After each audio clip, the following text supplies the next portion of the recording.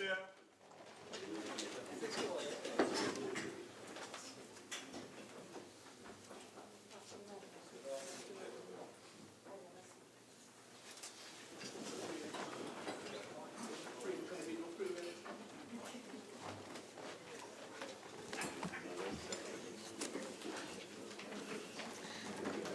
So, I'd like to welcome members to this meeting of the Standing Finance Committee. Honorable members, in accordance with the Standing Order 82.6 and 87, this meeting of the Standing Finance Committee is convened to consider proposals for the supplementation and variation of appropriation for fiscal year 2018.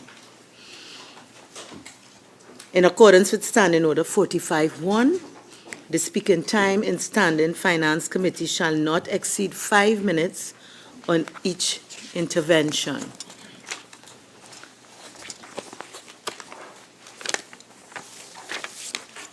The proposals for supplementation will be considered prior to the proposals for variation, and the procedure we shall follow shall be as follows. 1. The head and the amount to be supplemented or varied will be announced. 2. The Minister of Finance will then be invited to explain the purpose for the supplementation or variation. 3. The Chair will then propose the question that the head be supplemented or varied. 4. Members may then seek clarification from the Minister. 5. Once this is concluded, the Chairman will then put the question that the sum to be supplemented or varied be approved. And 6. The procedure will be repeated for each head. So we will now consider the supplementation. For the fiscal year 2018.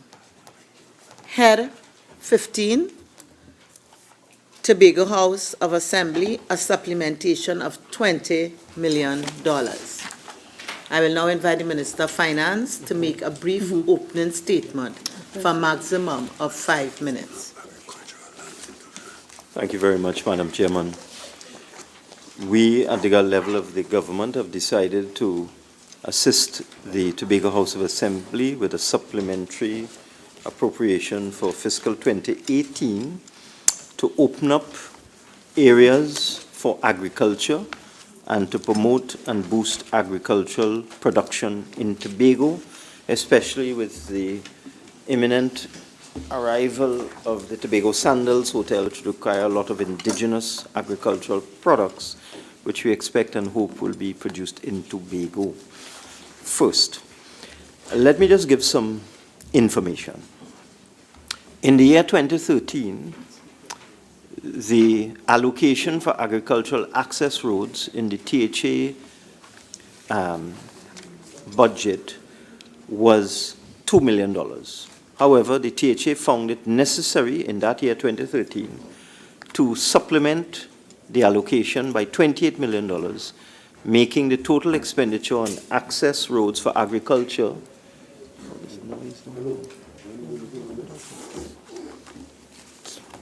making the total expenditure for agricultural access roads in 2013 in Tobago $30.9 million.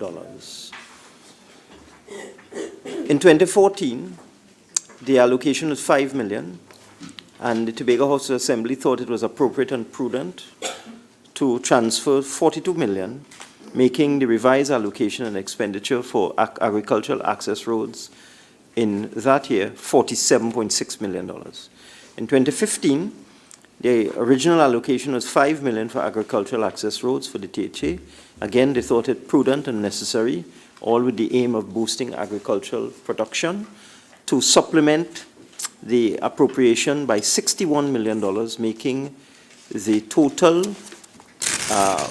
together with another transfer, expenditure on agricultural access roads of $75 million. In 2016, the original allocation was $5 million on agricultural access roads for the THA, and they supplemented that with additional ending up with expenditure of $91.2 million. In 2017, The appropriation was 25 million originally, and they supplemented that, ending up with expenditure of 53.9, actually 54 million.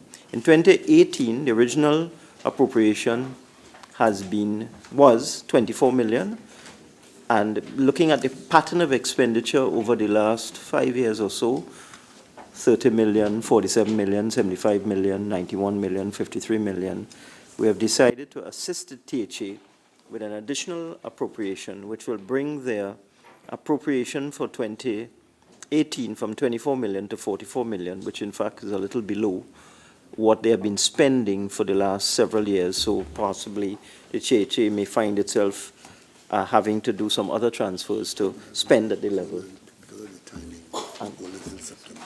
Yeah. We supplement it further until next fiscal year. Yes, and we may very well do further supplementals in the next fiscal year to assist the THA to improve and accelerate its agricultural access road program. So that is the reason for the supplementation in the sum of 20 million for the THA.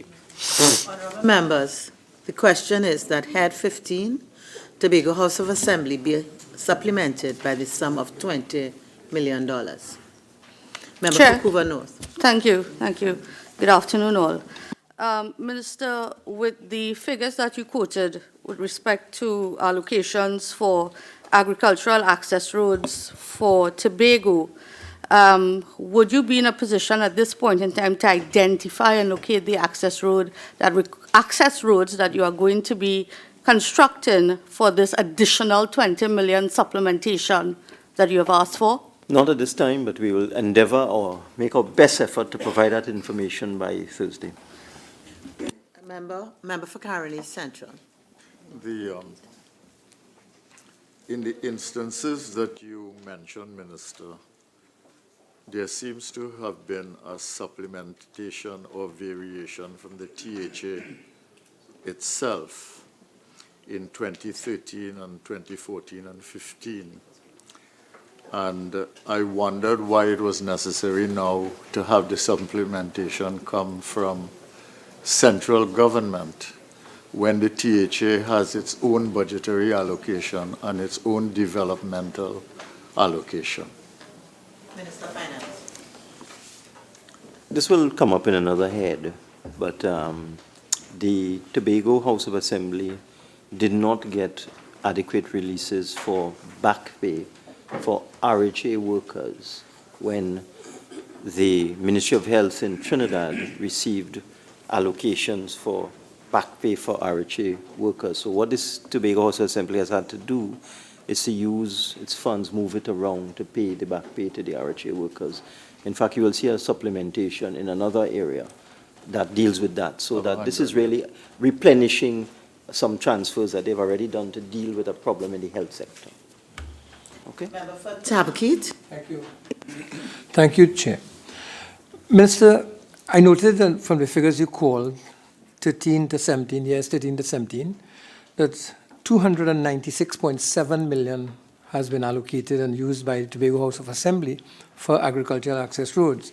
When you add the 44 million that's being now allocated, that'll be $340.7 million in 5 years.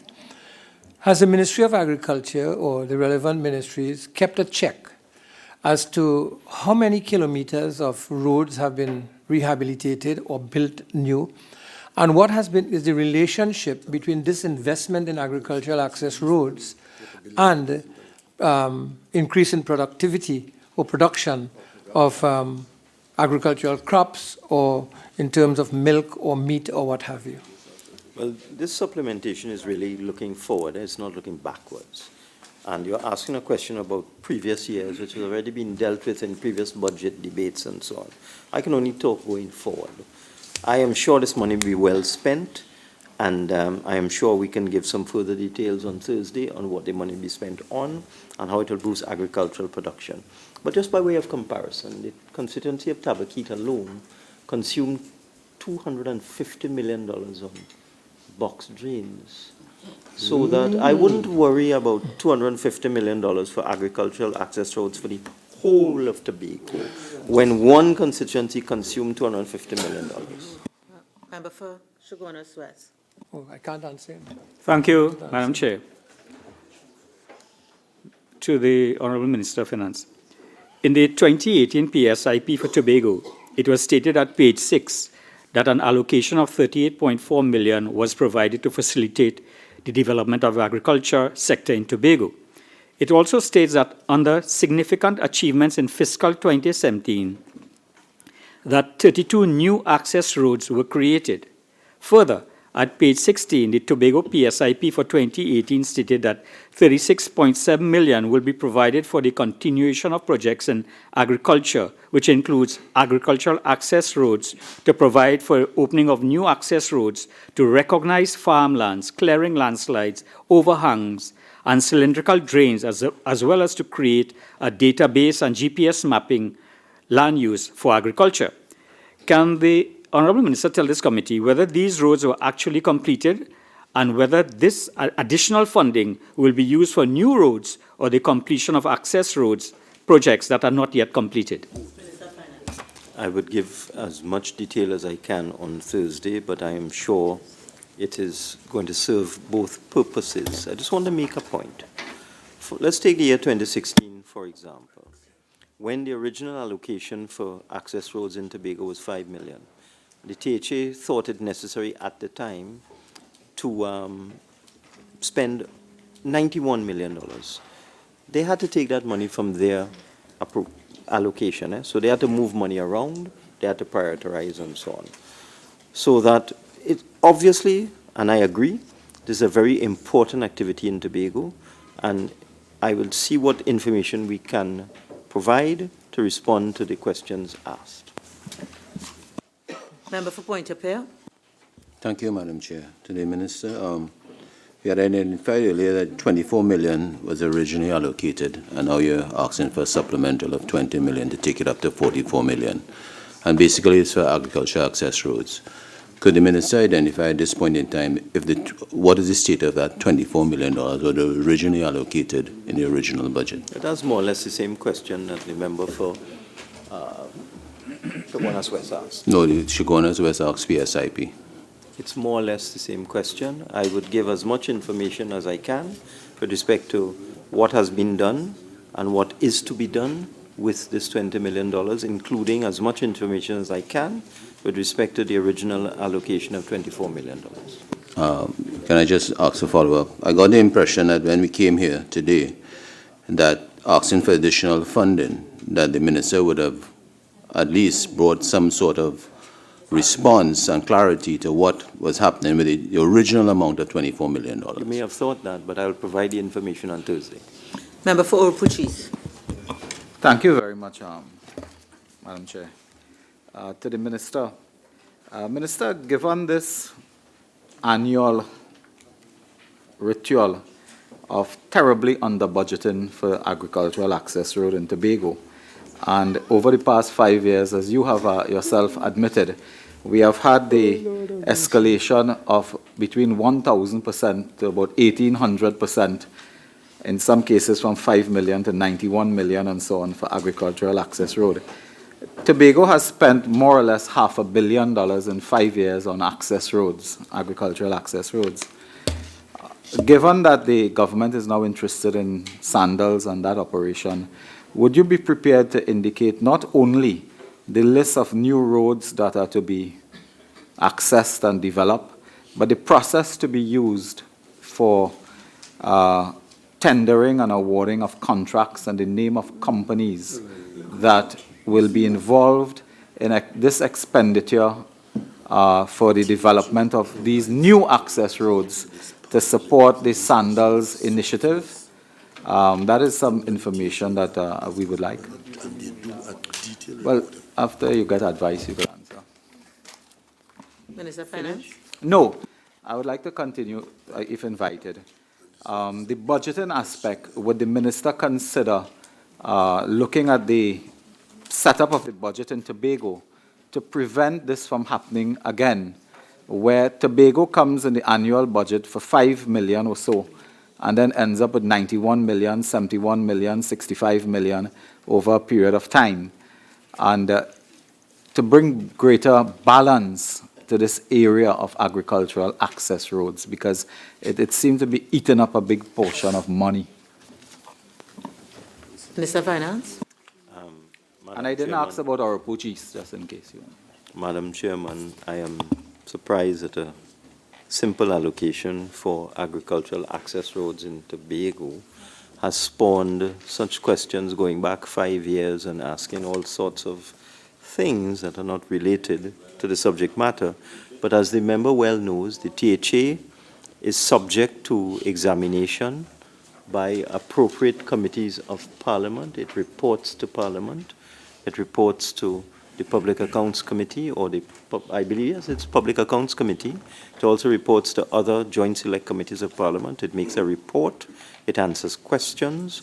And therefore, all of those issues with respect to procurement, if they are not contained in the THA legislation itself, which is quite self-explanatory, they have their tender rules. It's all published. It's all in the public domain, how things are done in Tobago. And as long-standing member of the opposition who has been involved in Public Accounts Committees and Public Accounts Enterprises Committee, the member for Orpuch East knows very well what the process is. And therefore, all I would say is that on Thursday, the information with respect to how the original allocation of 24 million has been used and how the 20 million will be used will be provided. Member for Princestown. Thank you, Madam Chair. Madam, to the Honourable Minister, following up from Orpuch East with respect to this pattern that we have seen of under-budgeting over the past few years with respect to THA and these access roads, the question really lies whether or not the Minister has expressed concern at the THA Planning and Budgeting Division with respect to this continuous pattern that we are seeing. And if so, could the Minister provide some clarity in terms of what is the way forward with respect to the Planning and Budgeting Division of the THA with respect to these issues of expenditure being severely under-budgeted? Okay, I'm not going to allow that question. I think it is in similar vein to the questions that were originally asked. A general point of clarification.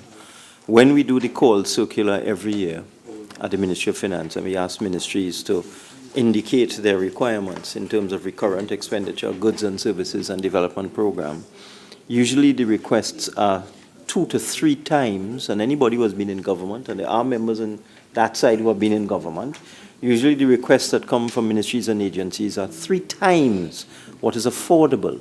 So the THA would make a request for an allocation, and they would be allocated a sum of money in accordance with the dispute resolution formula, which was settled so many years ago, between 4% and 6%, I believe. And this is what the THA has been allocated within the scarce resources available to the Republic of Trinidad and Tobago. And the THA then will decide how to use its money in the best interest of the people of Tobago. But the question of the THA requiring 5 billion or 6 billion, as the case may be, and the Parliament giving it to them or not giving it to them, as the case may be, is really not something we should discuss. The requests we get from ministries total $200 billion, and we have a $50 billion budget. So we have to allocate in accordance with logic, common sense, priorities, historical trends, and development needs of the country. And you know that. Puchis. Thank you very much. Could the Minister just clarify that these monies for the agricultural access roads would be not necessarily for new roads, but the upgrade and rehabilitation of existing roads? And these monies are also in addition to monies for the National Reforestation Program and the CPEP program as well. But I think that is encompassed in the earlier question and the response of the Minister that on Thursday he would try to give as much information with respect to what has happened, what is going to be used for, etc. Member for Princestown. Madam, if I were to take the Minister's argument in response to my earlier question, the argument the Minister has put forward is because it has been done before, that we will continue to do it over and over again. That is essentially what the Minister has said, Madam. And in that regard, the Minister is not giving us a way forward with respect to the Budgeting and Planning Division of the THA with respect to severe under-budgeting. And it comes back to the original point. It cannot be that we continue to do the same thing over and over again, and that is the argument the Minister advances. As I said, I allowed the minister some latitude with respect to that question, but I do not believe that that is a question that should be properly before us for this exercise. Honorable members, the question is that Head 15, Tobago House of Assembly, be supplemented by the sum of $20 million. Those in favor say aye. Those against say no. I think the ayes have it. Head 15, Tobago House of Assembly, has been supplemented by the sum of $20 million. Might I ask the body, Tobago House of Assembly comes up later on, I think, under the increases. And seeing that we have Tobago House of Assembly here, and their officers having the need to get back to Tobago, whether it's the wish of the House that we abandon a bit the procedure and take Tobago under the increases now, or whether you all wish for it to remain in its place. Minister of Finance, could you assist, please? I'm sorry. Increases en bloc. I said. Okay, so members, if you would permit, and I think it follows up from a question that was also asked by a member of Caroni, from Caroni Central. If we could then just go to the increases, and if you go to variations.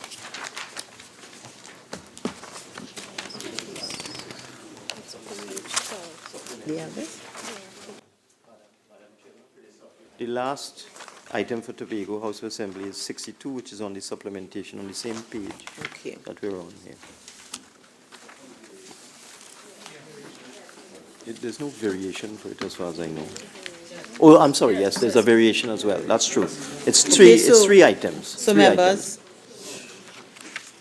if I can just direct you to page 16.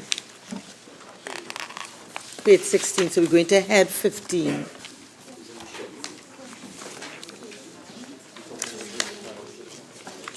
It's page 9, 16 is the procedure. All right, and if you look at page 9 of the matters relating to the 2018 accounts,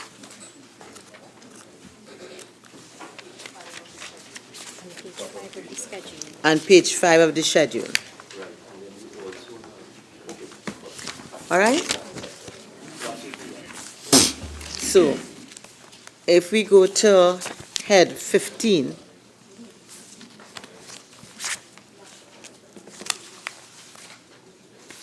Head 15, Tobago House of Assembly, an increase of $100 million.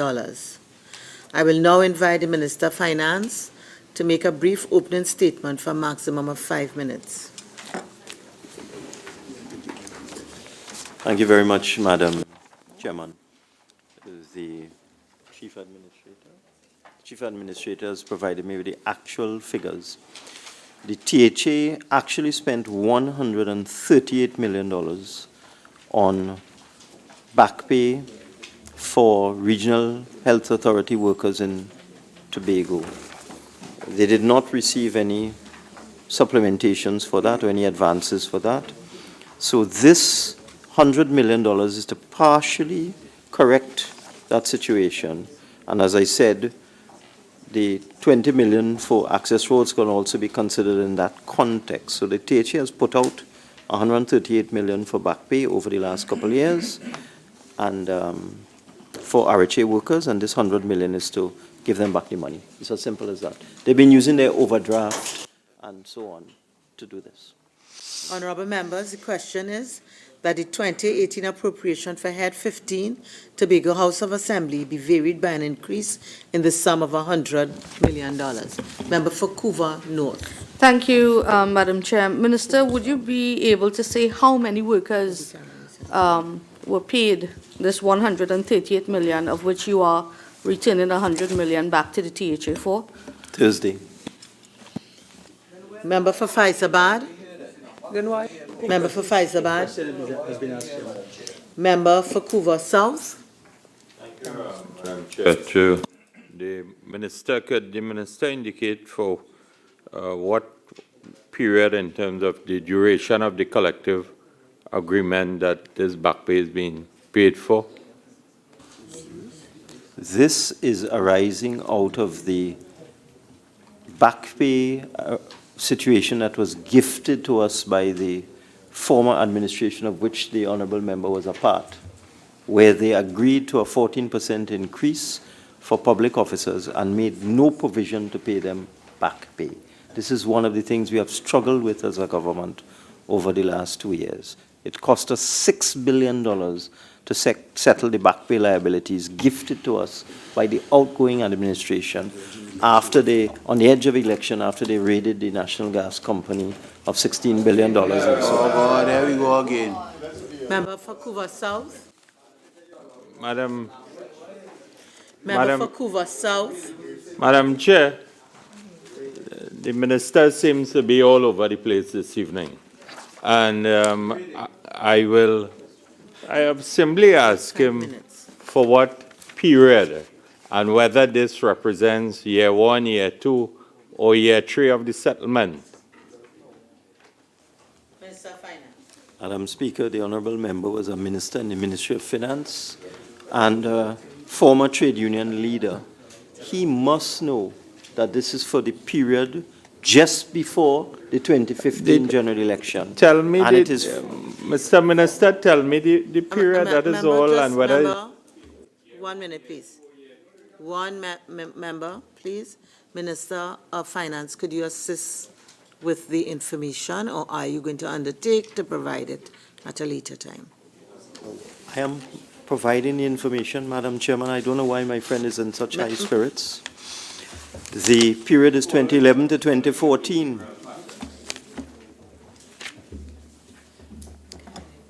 Member for Chaguanas West.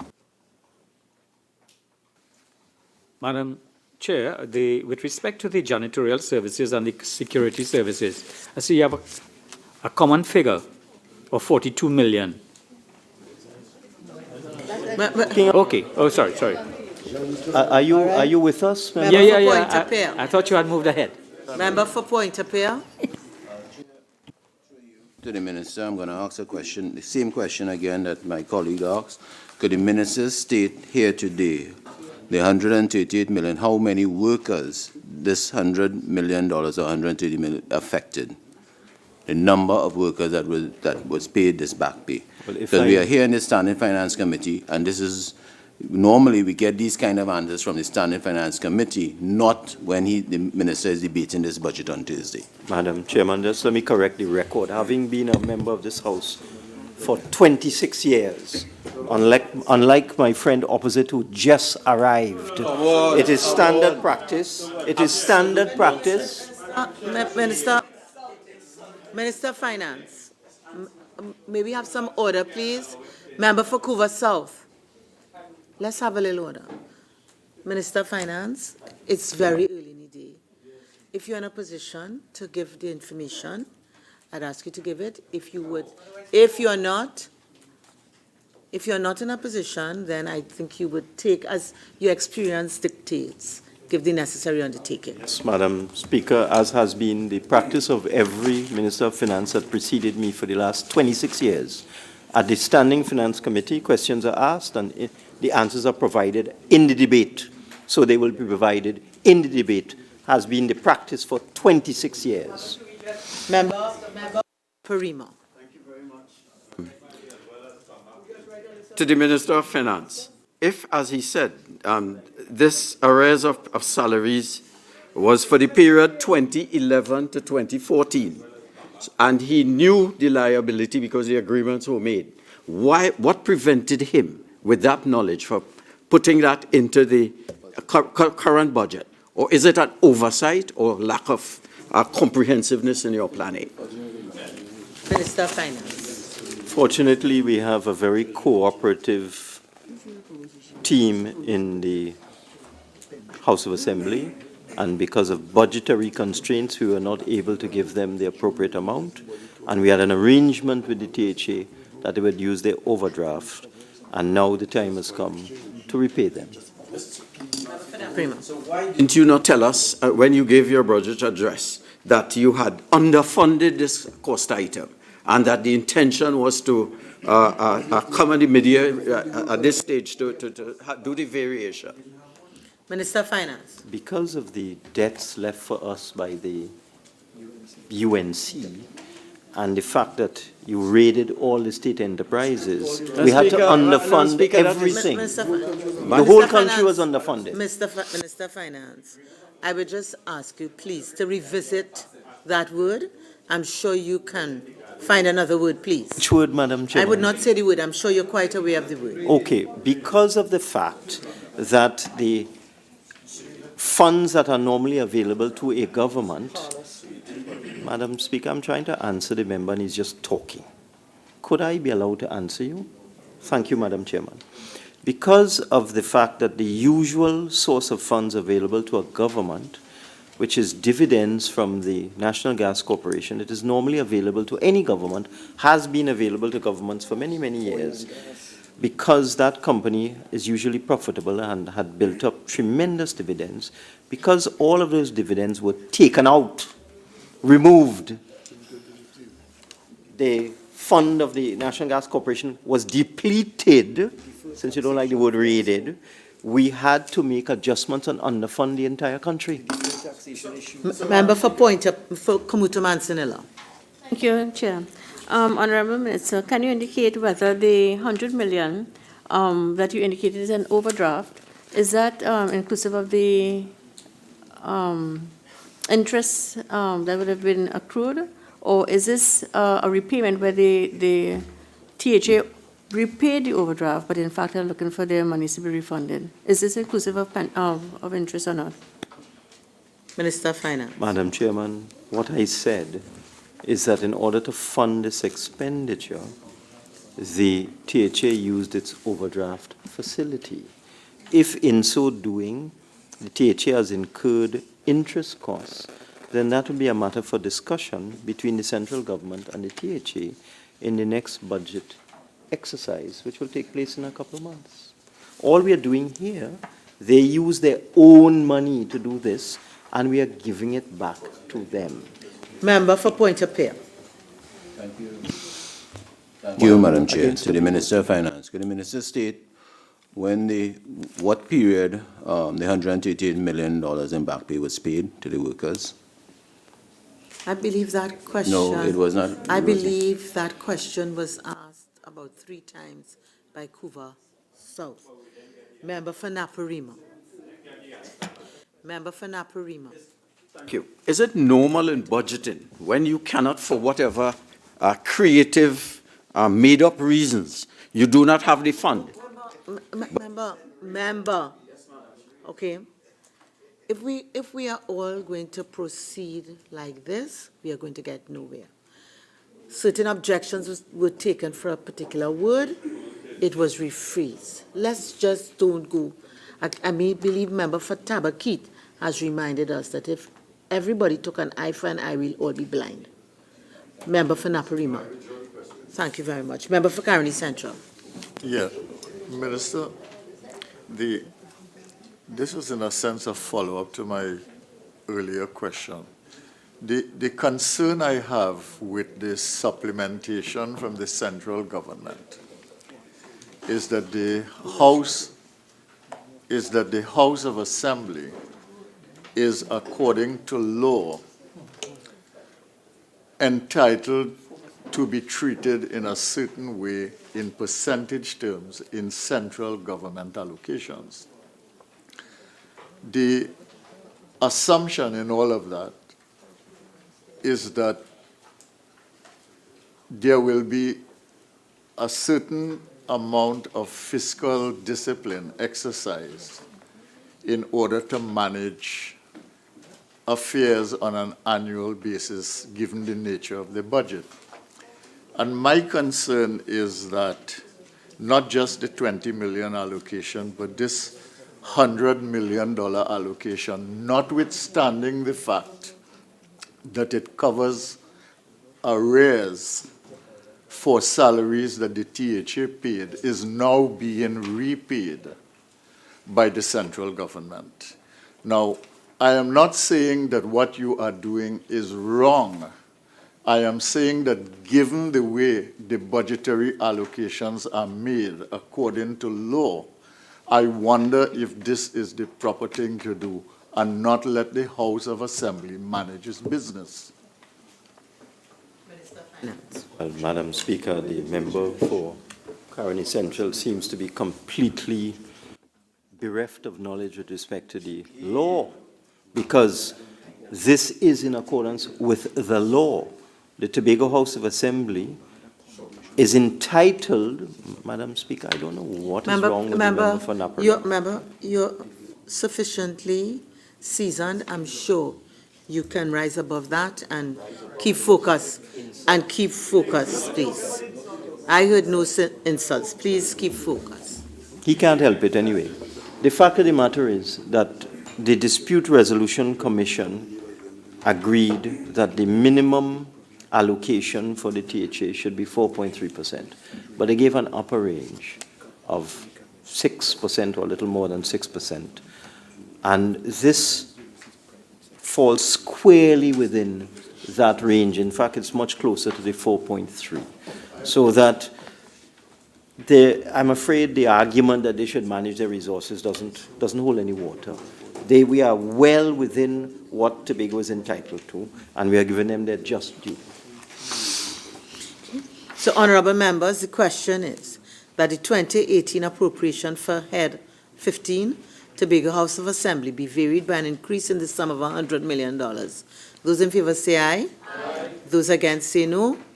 I think the ayes have it. Head 15, Tobago House of Assembly, has been varied by an increase in the sum of $100 million. I thank the representative from the Tobago House of Assembly. You are relieved. So we're going to revert now to Head 23, and this is at page 7 of the schedule.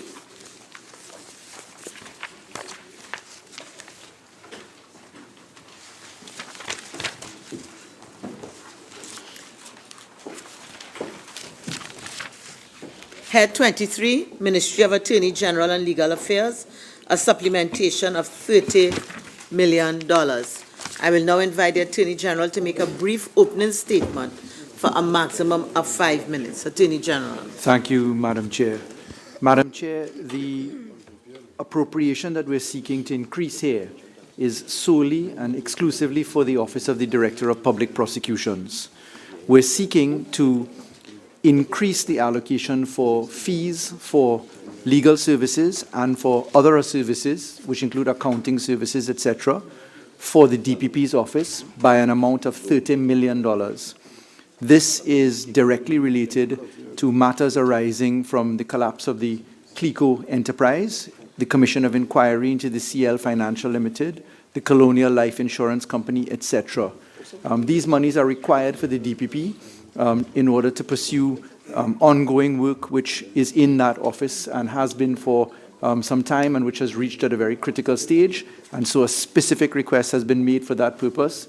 As a result of agitations from the AG's office to the Ministry of Finance, we were given this further appropriation, and we ask honourable members to consider dealing with that. I'd just like to add, as I come to a close, that last year, our appropriation, we spent 73% of the appropriation at the Attorney General's office in terms of our fees at the office of the DPP. And we have continued, therefore, to give full priority to the work of the office of the DPP in pursuit of its aims and objectives. Thank you, Madam Chair. Honourable members, the question is that Head 23, Ministry of the Attorney General and Legal Affairs, be supplemented by the sum of $30 million. Member for Chaguanas West. Thank you, Madam Chair. Could the Honourable Attorney General specify that these fees to be paid, whether they are local or foreign legal professionals, and the name of the accounting firm? Secondly, can the Honourable Minister also specify the status of legal issues arising from the Commission of Inquiry and update this Finance Committee on action being taken to address the issues raised, especially in light of the fact that we have been asked to provide further funding? We need to know what value we are getting for the funds being spent.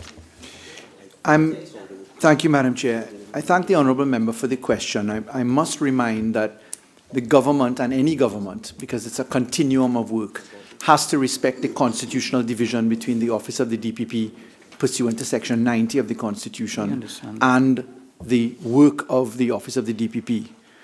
With that in mind, I can state that the payments are for local and for foreign expertise. They are not only for legal services. In fact, the vast majority are not for legal services.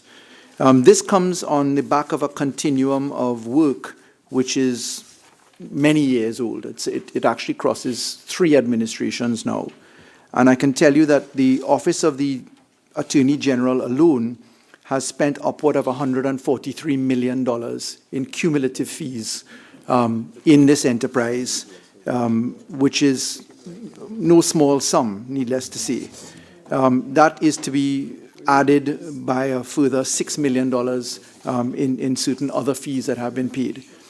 This relates, as I'm given the information, to squarely the CLICO Commission of Inquiry and work which the DPP is engaged in. The government has been very careful not to interfere with the DPP's purpose. What is required of us is to receive the invoices, receive the sums. I myself have kept a very careful distance away from these matters. In fact, Minister Young has been pioneering, at my request, the management of these things, just to make sure that all I's are dotted and T's are crossed. Suffice it to say, we're informed that the DPP's office is close to fruition. It would be infradig for us to go any deeper into that exercise. The DPP has requested for the 2 years successively, the last year, last financial year and this year, for further appropriations, and we have committed to that.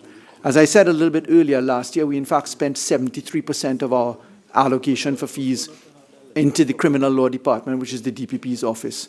So we treat the DPP's request with utmost sincerity. We treat with his provision for funding and for other facilities. It's been a very hard financial management, obviously, with the decrease in government revenue standing to almost 96% when we look at oil and gas positions, to find this money. But fortunately, the Ministry of Finance has prioritized this request, and we're very pleased to make it. Member for Oropouche East. Thank you. Thank you very much, Chairman. To the Honorable Attorney General. Mr. Attorney General, there is a risk here that if we continue like this every year, and I'm happy to hear you say that we have reached a critical point without we don't need the details in terms of the critical point, but there's a real risk that we may end up here spending more money on this than the agricultural access road in Tobago. My question is, on the Criminal Law Department 009 in the estimates 2018, unless I'm mistaken, there's no subhead 23. Is it that there was no allocation for this fiscal year for this purpose? If it is a continuing matter, a matter that we know is there for several years and is likely to raise issues of fees and so on, why is it that there was no subhead 23 under 009 Criminal Law Department to match this type of expenditure, or to provide at least something small to go by?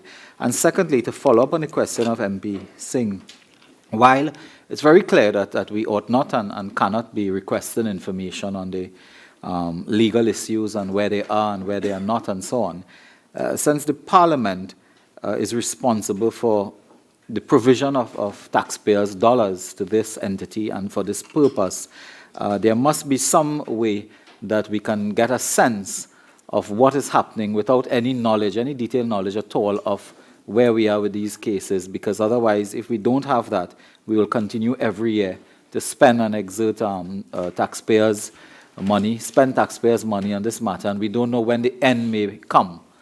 So I'm sure that you could give the answer without giving any detail or knowledge as to the precise matters that are being investigated, where they are, and so on. Sure. I thank the honourable member for the question.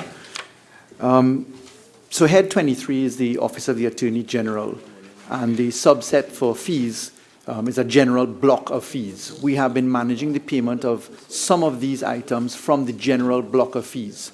The allocation for fees in general is somewhere close to 25% of what fees have been year to year. If I can give you an example, When we treat with the allocation of fees from the AG's office, we've moved down from highs of close to $200 million in a previous time down to the level that the current Office of the Attorney General does for both legal affairs and for the Attorney General's office. The matter of CLICO itself is one which involves multiple heads of expenditure. There have been expenditure from the Office of the Prime Minister, from the Ministry of Finance, from the Attorney General's office. The Commission of Inquiry, for instance, would have been paid out of the Office of the Prime Minister. Conservatively, we're talking about several hundreds of millions of dollars in fees and expenses in this matter. We are constrained in terms of details. The DPP has taken the caution quite properly to certify that, in his view, the expenses that are being raised on this particular matter are reasonable expenses. And we are very satisfied that the DPP, known to be a very conservative individual, and properly so, has certified these things as being reasonable. So there was a general head of expenditure. We were working out of a general block of expenditure and in fact made payments from that. We seek now to add a specific subhead to that for the first time, because $30 million is nearly 75% of the entire allocation for fees that we had for the entire year for the rest of the legal matters that were dealt with. With respect to the value for money exercise, the DPP has certified that, in his view, the fees are reasonable and required, and we do not take the word of the DPP lightly. He is, of course, a well-respected person and office holder in this country. For Tabakit. My question may have been asked by my colleagues, but simply whether the 30 million is specifically for the implementation of the recommendations of the Commission that has to do with prosecution. The 30 million is part of monies due and owing for services provided by legal professionals and accounting professionals as they relate and come from matters involving investigations into CLICO and CL Financial and other entities, and they're exclusively for that purpose. In total, we have spent so far conservatively in terms of expenditure, as the Office of the Attorney General's Permanent Secretary has provided, $150,675,011 on this particular category of expenditure for these particular services, and that's for the years 2013, 2014, 2015, 16, 17 inclusive. Okay. Member for Urupuchis. Very much. Honorable Attorney General, given that all that you have said before, it would not be unreasonable to ask a reasonable man to give us a list of the professional services, legal and non-legal, local and foreign, the names of the firms and the sums of money to be paid. That is all. That is all. Nothing else, no other detail about the matter. But I think you can give an assurance that we can get from the Office of the DPP a list of those entities, local, foreign, legal, professional, technical, accounting, and the monies paid. That is all the requests we have, and I believe such a request could be reasonable. And apart from that, I did take note, so just if I could just answer just on that part, I would want to be very, very careful about that. I would not want to engage in anything that would prejudice the DPP's work. And identification of personalities and sums in the course of ongoing litigation could well be viewed to be something which is not the subject of disclosure for the sensitivity and management of the DPP's purpose. So I'd want to be very careful. I don't have that particular position, and that would be a matter for the DPP, and I can't speak to that. Okay. I understand that point, Attorney General. I keep saying, you by your admission, you have said is 150 million plus have been spent. We're now spending more. I leave it right there because I will not want to think. But could I just indicate, you said, I think correctly, that your estimate was $40 million for the thing. for 2018. Now, that was reduced by $7 to $8 million from the previous year. Yes. And now you're requesting 30 million more. The 40 million you have in fees here already, to what extent that has been spent? And could we get then a listing? This is outside of this specific matter, a listing of the fees paid, the entities, and for what purpose, without requesting any detail as to the status of matters and so on. Would this relate to the same payments under the Yes, subhead ma'am. 23? At 23, we are adding 30 million to a pool. Okay, but the question you're asking, because from my understanding, there was no subhead 20, sub-item 23 before. But so is the question related to this sub-item 23? Because if it's a general question about fees under the Attorney General, I'm No, not ma'am. going to allow that. The Attorney General assured us that he was using from a bigger bucket. And all I'm saying is, since 23 was not there before, and you're coming now to put that, let us know what is happening to the bigger bucket that we are throwing the 30 million in. Sure. Madam Chair? I'm just now, I'm not sure that I understand that the 30 million is being thrown into a bigger bucket. To me, it's quite clear that the 30 million is being put into a new bucket. Madam Chair, in fact...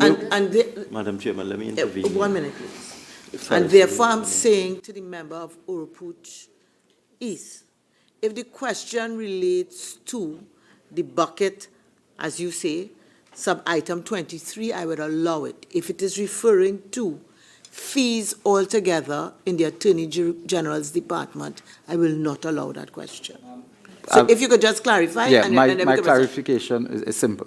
The Attorney General indicated to us rightly that there was no allocation under 23.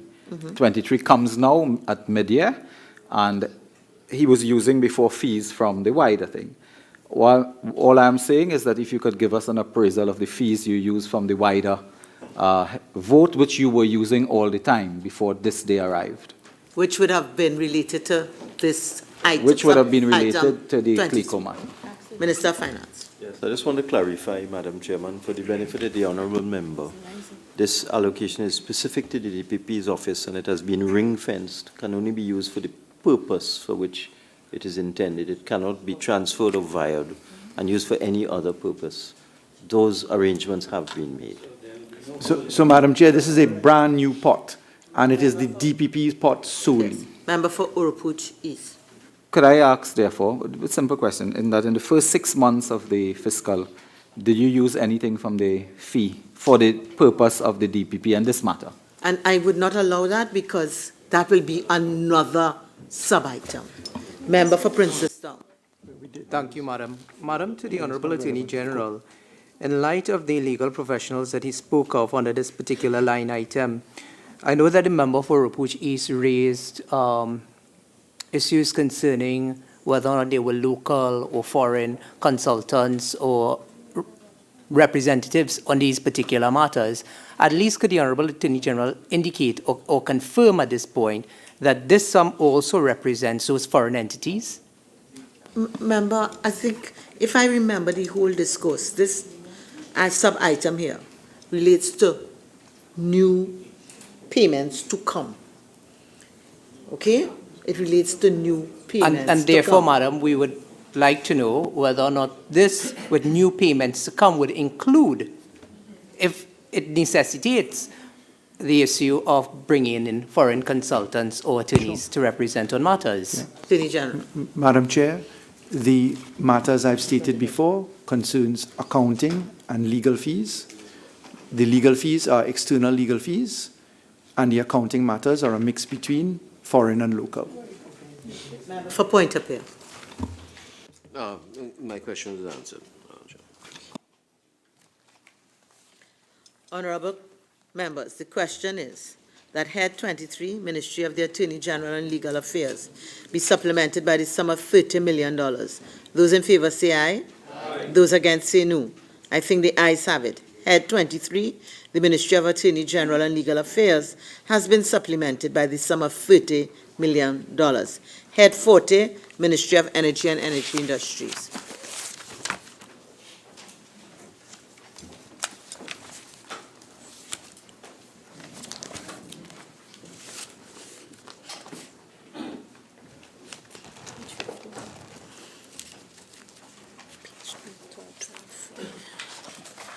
Okay, so we're now at page 12 of the schedule, members. Head 40, Ministry of Energy and Energy Industries, a supplementation of $100 million. I now invite the Minister of Energy and Energy Industries to make a brief opening statement for a maximum of 5 minutes. Minister. Thank you very much, Madam Chairman. Madam Chairman, the 2017-2018 budget was predicated on an oil price of US $52 per barrel. In that budget also, the government substantially removed the fuel subsidy. This resulted in an upward revision in fuel prices for diesel and super gasoline.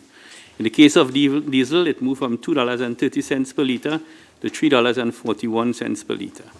In the case of super, from $3.59 per liter to $3.97 per liter. However, there was still a residual subsidy of approximately 30 cents per liter, and this was due to be covered by the petroleum levy, because had we removed this subsidy in its entirety, we would have lost the $260 million that is paid as a levy from the oil companies. This resulted in a zero allocation for petroleum subsidies, which is the matter before us here today, where we are asking for supplementation of appropriation for $100 million. As is common knowledge, the oil price is now well above $52 per barrel. So in a sense, the state now has to meet a subsidy cost for liquid fuels, in particular diesel and super gasoline, and hence the reason for this supplementation. Honorable members, the question is that Head 40, Ministry of Energy and Energy Industries, be supplemented by the sum of $100 million. Member for Point of Peer. Thank you, Madam Chair. To the Minister of Energy. Can the Minister state if this $100 million would be sufficient, or would he have to come back to this House to request another environment or supplementation? Minister. It is uncertain at this time, but we looking for supplementation of $100 million. It all depends on how the oil prices move up or down in the coming 6 months. It is hard to give an exact figure of how much it will be. Member for Parima. Thank you, Madam Chair. Would the Minister be in a position to tell us the level of subsidy per litre for diesel and super, or the latest information? No, that varies every month. So I don't have the monthly figures with me right now. But when we put on the in October 2017, the actual subsidy on diesel was 45 cents per liter, and about, I think it's 32 cents per liter on super. Member for Tabakit. Thank you, Madam Chair. Minister, would you care to say, how did you arrive at this $100 million? How was this figure calculated? And secondly, who are the companies to benefit from this $100 million? And in what percentages or amounts? No, let me just answer the first part, and Mr. Imbut will take on how we calculate the ongoing subsidy liability for the rest of the year. But this subsidy actually goes to Petrotrin, because Petrotrin sells its fuel at a subsidized price to NP. Then NP forwards that subsidy to the people. So the subsidy payment is made to NP, and then NP cuts a check to Petrotrin. But until that process is incomplete, Petrotrin absorbs the subsidy. Minister of Finance. Yes, Madam Speaker. Madam Chairman. The appropriations here are variations of the 2018 appropriation, which were proposed to this House by the Minister of Finance, not by any other minister. So these are all appropriations recommended by the Ministry of Finance. The ministers are here to explain certain particulars with respect to the operation of their ministries, but the actual appropriation, that decision is taken by the Ministry of Finance and by the Cabinet. So it's not any individual minister that makes a decision whether to put 100 million or 200 million or 300 million. The Ministry of Finance makes a recommendation to Cabinet, and Cabinet will then determine what the allocation should be. At this time, it was the view of the Ministry of Finance, and the Cabinet agreed that this particular vote should be supplemented in the amount of $100 million. If further adjustments need to be made at some point in the future, adjustments will be made. And adjustments can be made in many ways, many, many ways. For example, you would have heard of the situation where we're not getting the royalty payments that we should be getting from Petrotrin. And this is one of the issues with rising oil prices that perhaps not everybody understands. You look at the oil price, you see $70, you say, wow, the Treasury must be getting a lot of money. That is not necessarily correct, because 60% of our oil is produced by Petrotrin, which has not been in a position to remit royalties to the Ministry of Finance. However, the liability then falls on the government to pay the fuel subsidy.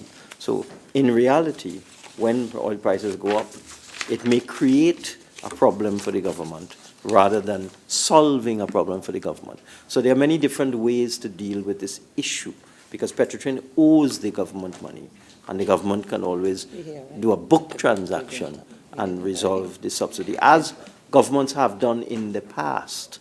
The UNC government did that when there were issues with respect to money owed to Petrotrin and money owed by Petrotrin.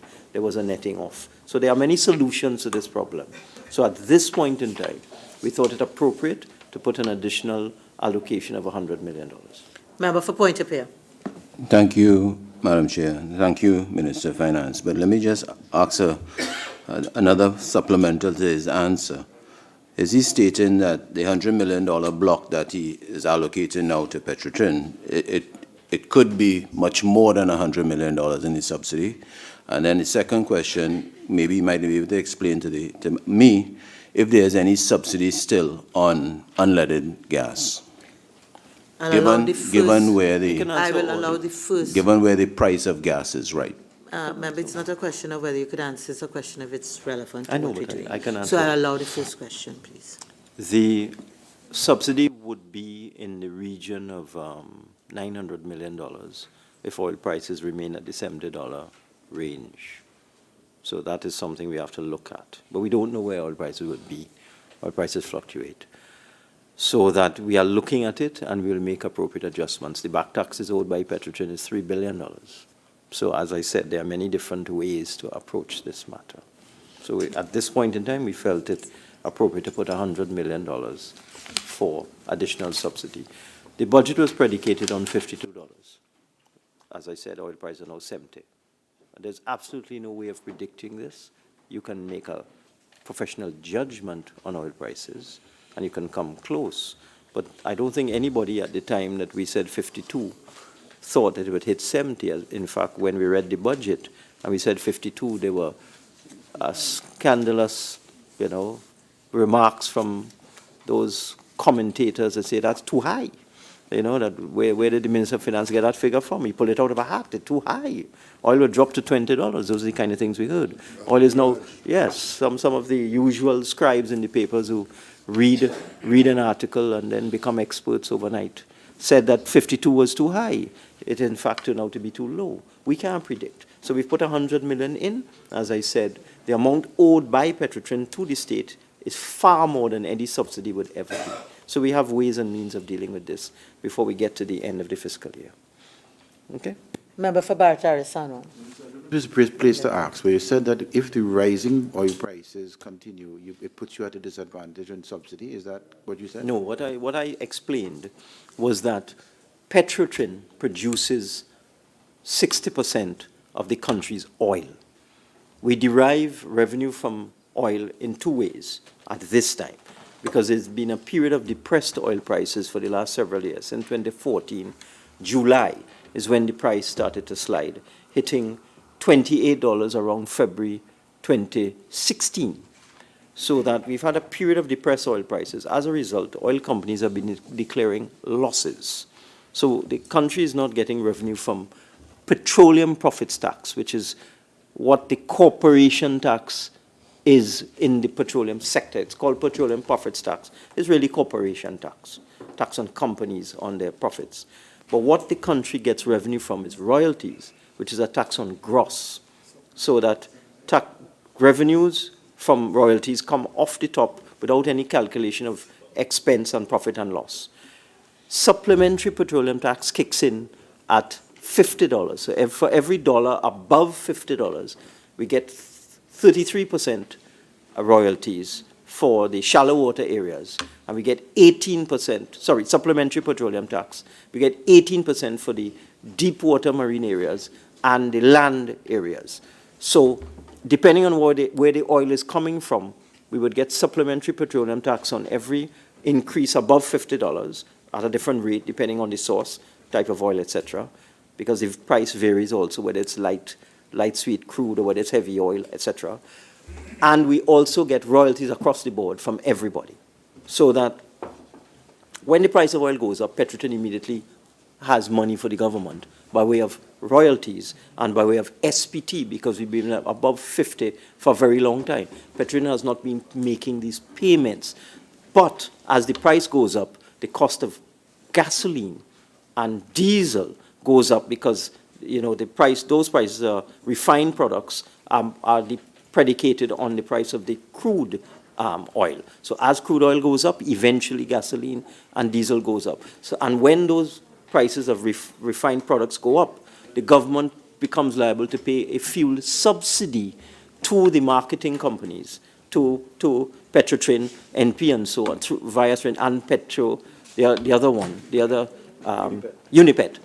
So that while we, on this side, acquire a liability in the hundreds of millions of dollars in terms of fuel subsidy, we're not getting the revenue from the primary producer of oil to pay the fuel subsidy. So we have to pay the fuel subsidy. We're not getting the income to pay it. So when oil prices go up, it is not always beneficial for the Treasury. It's not always beneficial. 60%. If we were getting full payment of the 12.5% royalty from Petrotrin and full payment of the 33 and 18% from Petrotrin, it would be more than enough to pay the fuel subsidy that flows from an increase in oil prices. But we are not getting it from Petrotrin, but we have to pay it on the other side in terms of the fuel subsidy. I don't know if that answers your question. Member for Point of Peer.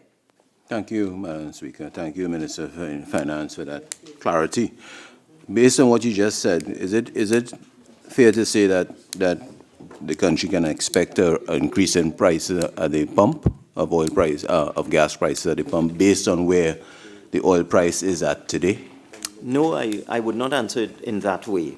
What I would say is that in several budgets now, we have said we'll introduce a formula where, as the price of oil moves, the price of gas at the pump will move in tandem with it. We have not introduced that formula yet, because we never anticipated oil would hit $70. We thought when we made the arrangements, the previous increases, it would be sufficient for a $52 oil price.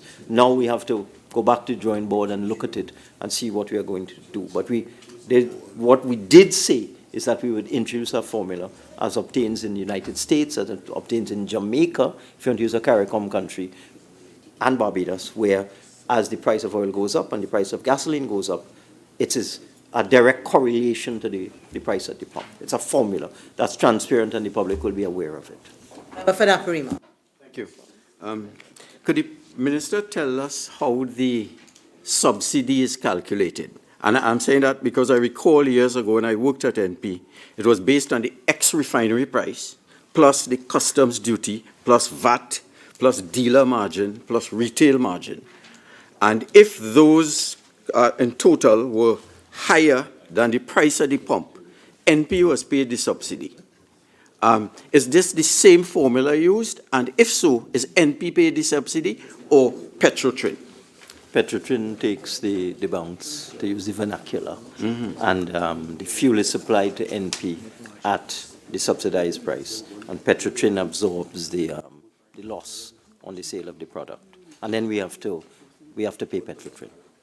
Okay, so rather than giving NP directly, we give it to Petrotrin, who provides the gas at the subsidized price. Thank you, Madam Chair. As the Minister is providing clarity and so on this evening.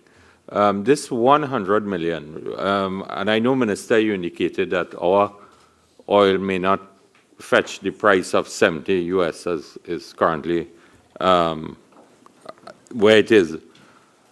The $100 million, because you said the budgeted oil price was 52. What figure, what price of oil was used to arrive at this 100 million supplementation? Mr. Finance. Use a price. What I just explained is that if the price of WTI remains at $70, we estimate the final fuel subsidy bill for 2018 to be somewhere in the vicinity of $800 to $900 million. But I might say that if you do a calculation of the average price of Petrotrin's crude, and you multiply it by 12.5% royalty, and then you look at the supplementary petroleum tax that one should be getting from Petrotrin, with the price being between 50 and 70, it works out at about $1 billion. That's what Petrotrin should be paying the Treasury for the oil they are producing at $70. We should get about $1 billion out of Petrotrin in royalty and SPT, so that the fuel subsidy should be fully covered by any increased royalties and SPT we get from Petrotrin. And that's why I spoke about the concept of netting off, because they have $1 billion for us, we may have $800 million for them, so that it's actually a credit to the government of $200 million. So rather than burden the appropriation with those arrangements, we have other ways of dealing with that situation. In other words, they owe us $1 billion, we may owe them $800 million, and we may net it off. So that this $100 is not fixed to any price of oil. And just let me correct the point you're making. Some of the crude we get in Galeota fetches more than $70 a barrel. The Galeota crude is very good crude, and it's close to Brent, and we'll probably be getting about $75 when West Texas Intermediate is $70. But the land crude produced by Petrotrin is heavy crude, and that might be $60, $62. Not so, Minister of Energy? $5 less, he's telling me. He's telling me $5, so $65. $65. There's always an argument as to whether it's $5 or $7. But so that you have to look at the producing fields. No, that is incorrect data. You have to look at the producing fields, and you have to look at the quantity of the producing fields. You look at the oil that field actually produce, whether it is in Barrackpore or Forest Reserve or any of those other fields, whether it's Trinmar production. You get the production by price, royalty, SPT, and you'll work out how much we get from Petrotrin. Member for Point-a-Pierre. No, I'm okay. Member for Naparima. Minister, I think you said it, but just for clarification, that the subsidy is actually paid based on a levy from the oil producing companies, and therefore... No. The subsidy is paid in two ways. It's either paid by the government or it's paid by the oil companies. There's a levy on oil companies, but we only generate about $300 million from that. It's a cap. So the cap is about $300 million. And if you have a subsidy of $1 billion, you have to find another $700 million. So it's in two ways it's paid. Okay? Honorable members, the question is that Head 40, Ministry of Energy and Energy Industries, be supplemented by the sum of $100 million. Those in favor say aye. Those against say no. The ayes have it. Thank you very much. We now move on to Head 62, Ministry of Community Development, Culture and the Arts.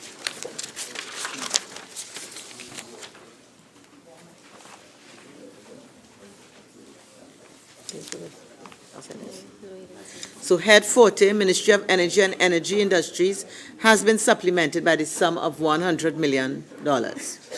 Head 62, Ministry of Community Development, Culture and the Arts. Head 62, Ministry of Community Development, Culture and the Arts, a supplementation of $2 million. I will now invite the Minister of Community Development, Culture and the Arts to make a brief opening statement for a maximum of 5 minutes. Minister. Thank you, Chairman.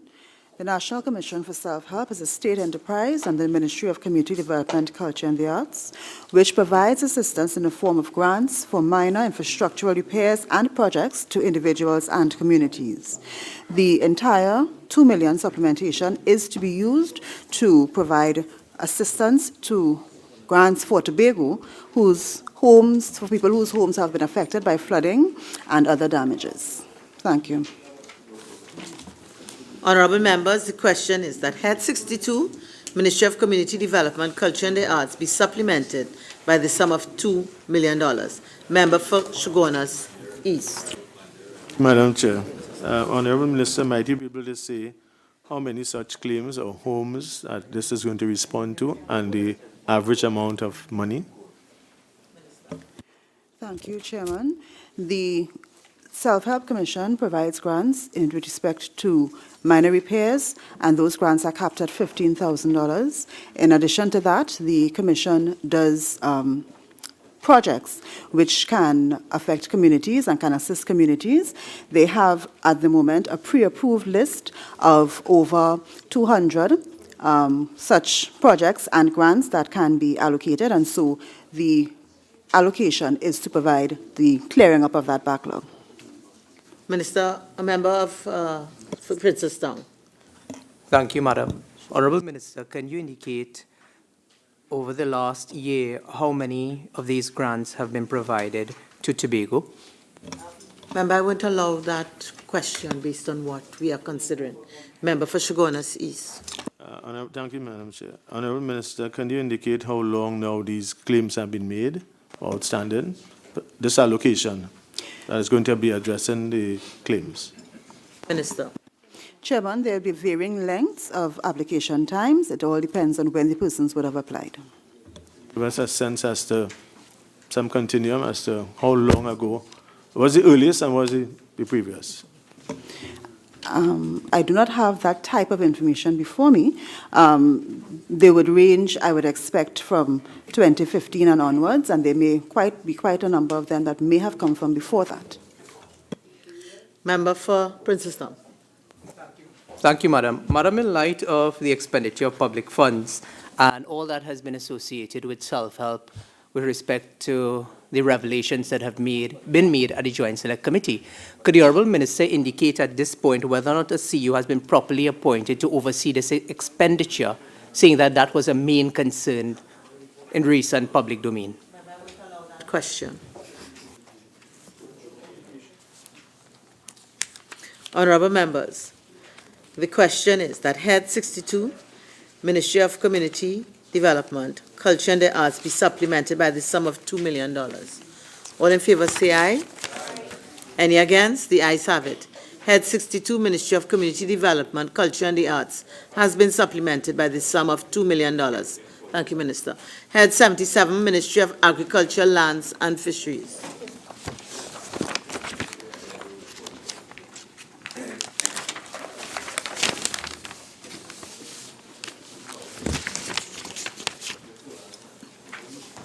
We're now at page 17 of the schedule. Head 77, Ministry of Agriculture, Land and Fisheries, a supplementation of $38 million. I will now invite the Minister of Agriculture, Land and Fisheries to make a brief opening statement for a maximum of 5 minutes. Minister. Madam Chairman, thank you. This supplementation is in the total sum of $38 million. It addresses two subheads in the ministry, two very critical subheads. The first is the Agriculture Incentive Program. The Minister of Finance proposes to supplement the original allocation with an additional $31 million, and this is intended to meet claims made by farmers under the Agriculture Incentive Program. The second area is the relief of flood damage, and this, the Minister of Finance aims to supplement the original allocation with an additional $7 million, and that is intended to meet the flood claims made in this fiscal year 2017-2018. Thank you, Madam Chairman. Honourable members, the question is that Head 77, Ministry of Agriculture, Land and Fisheries, be supplemented by the sum of $38 million. Member for Naparimo. Thank you, Madam Chair. To the Minister, for clarification, in the budget speech addressed by the Minister of Finance, he indicated he talked about an agricultural financial support program with grants for new and existing farmers of up to $100,000. Is this what this fund is about? Remember, we intend to launch that grant towards the end of May, and that is in addition to this. So that is an additional incentive over and above the incentive that is normally offered to the farmers. Okay. Could you indicate how many farmers have benefited from this? How many will benefit from this increased allocation? This particular proposal, well, at this time, under the Agriculture Incentive Program, we have claims for this fiscal from 3,951 farmers. So we estimate that close to 4,000 farmers will benefit from the additional $31 million under the Agriculture Incentive Program.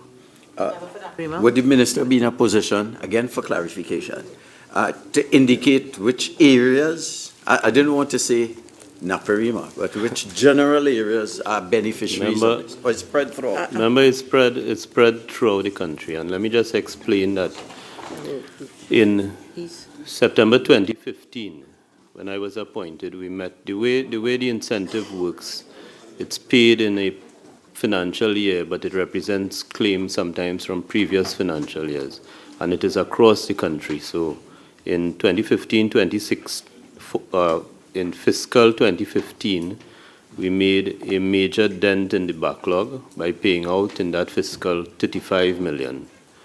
The subsequent fiscal year, we made a further dent by paying out $34 million. And again, this year, this supplementation would help us to provide benefits to even more farmers, and it's across the country. Oropouche West. Thank you, Madam Chair. Honorable Minister, how many flood claims are still outstanding? And thus far, how much has been paid out? At this time, we've paid out, at this time we are dealing with 1,083 flood claims, and the total amount is $6.3 million, and the supplementation of $7 million is meant to address those claims. Member for Princeton. Question answered. Member for Shagona East. Yeah, just one. Yeah. Minister, you answered the one with respect to the flood claims. What about the agriculture incentive? Will this amount be sufficient to address all of the subsidy claims? This amount will be sufficient to address the claims we have at hand. Yeah. Member for Oropouche East. Member for Kamuta Manzanilla. Thank you. Minister, I understand the subsidies have been very important for the incentive program and so forth, but without the access roads, I mean, it really works against each other. Is there anything in place for access roads to be done, particularly in my constituency of Kamuta Manzanilla? Remember, this is the subheading Agriculture Incentive Program and the subhead Relief of Flood Damage. It's not access roads. Member for Shagona East. Member for Naparima. No, I'll defer to him and come after. Member for Oropouche West.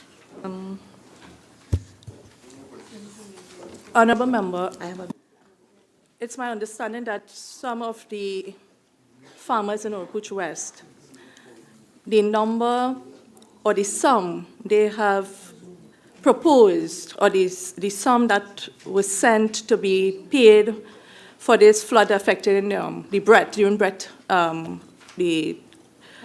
Hurricane Brett, sorry.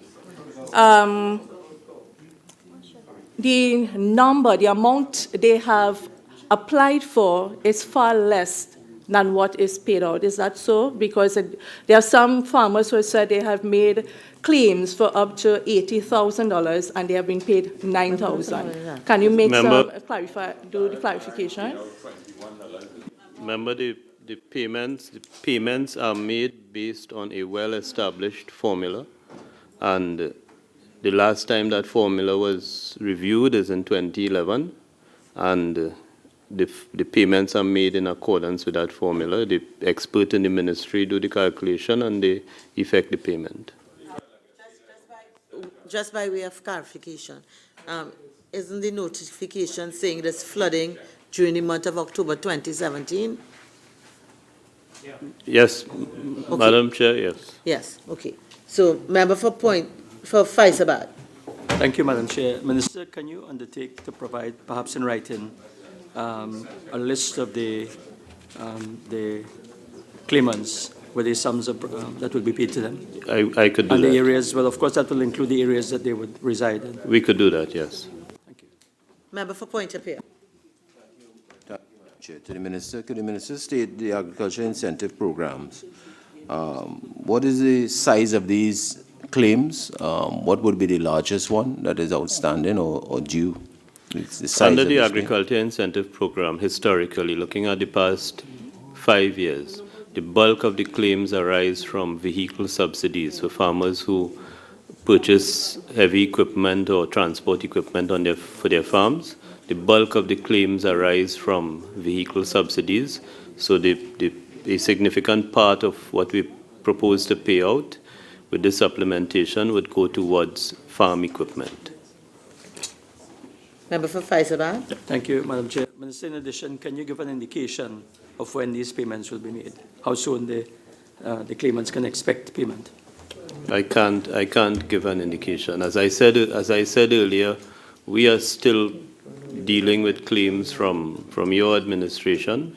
We've tried to clear the backlog as far as possible. We try to bring it up to current claims. These are current claims, and it would all depend on the availability of the funding out of this exercise we now engaged in.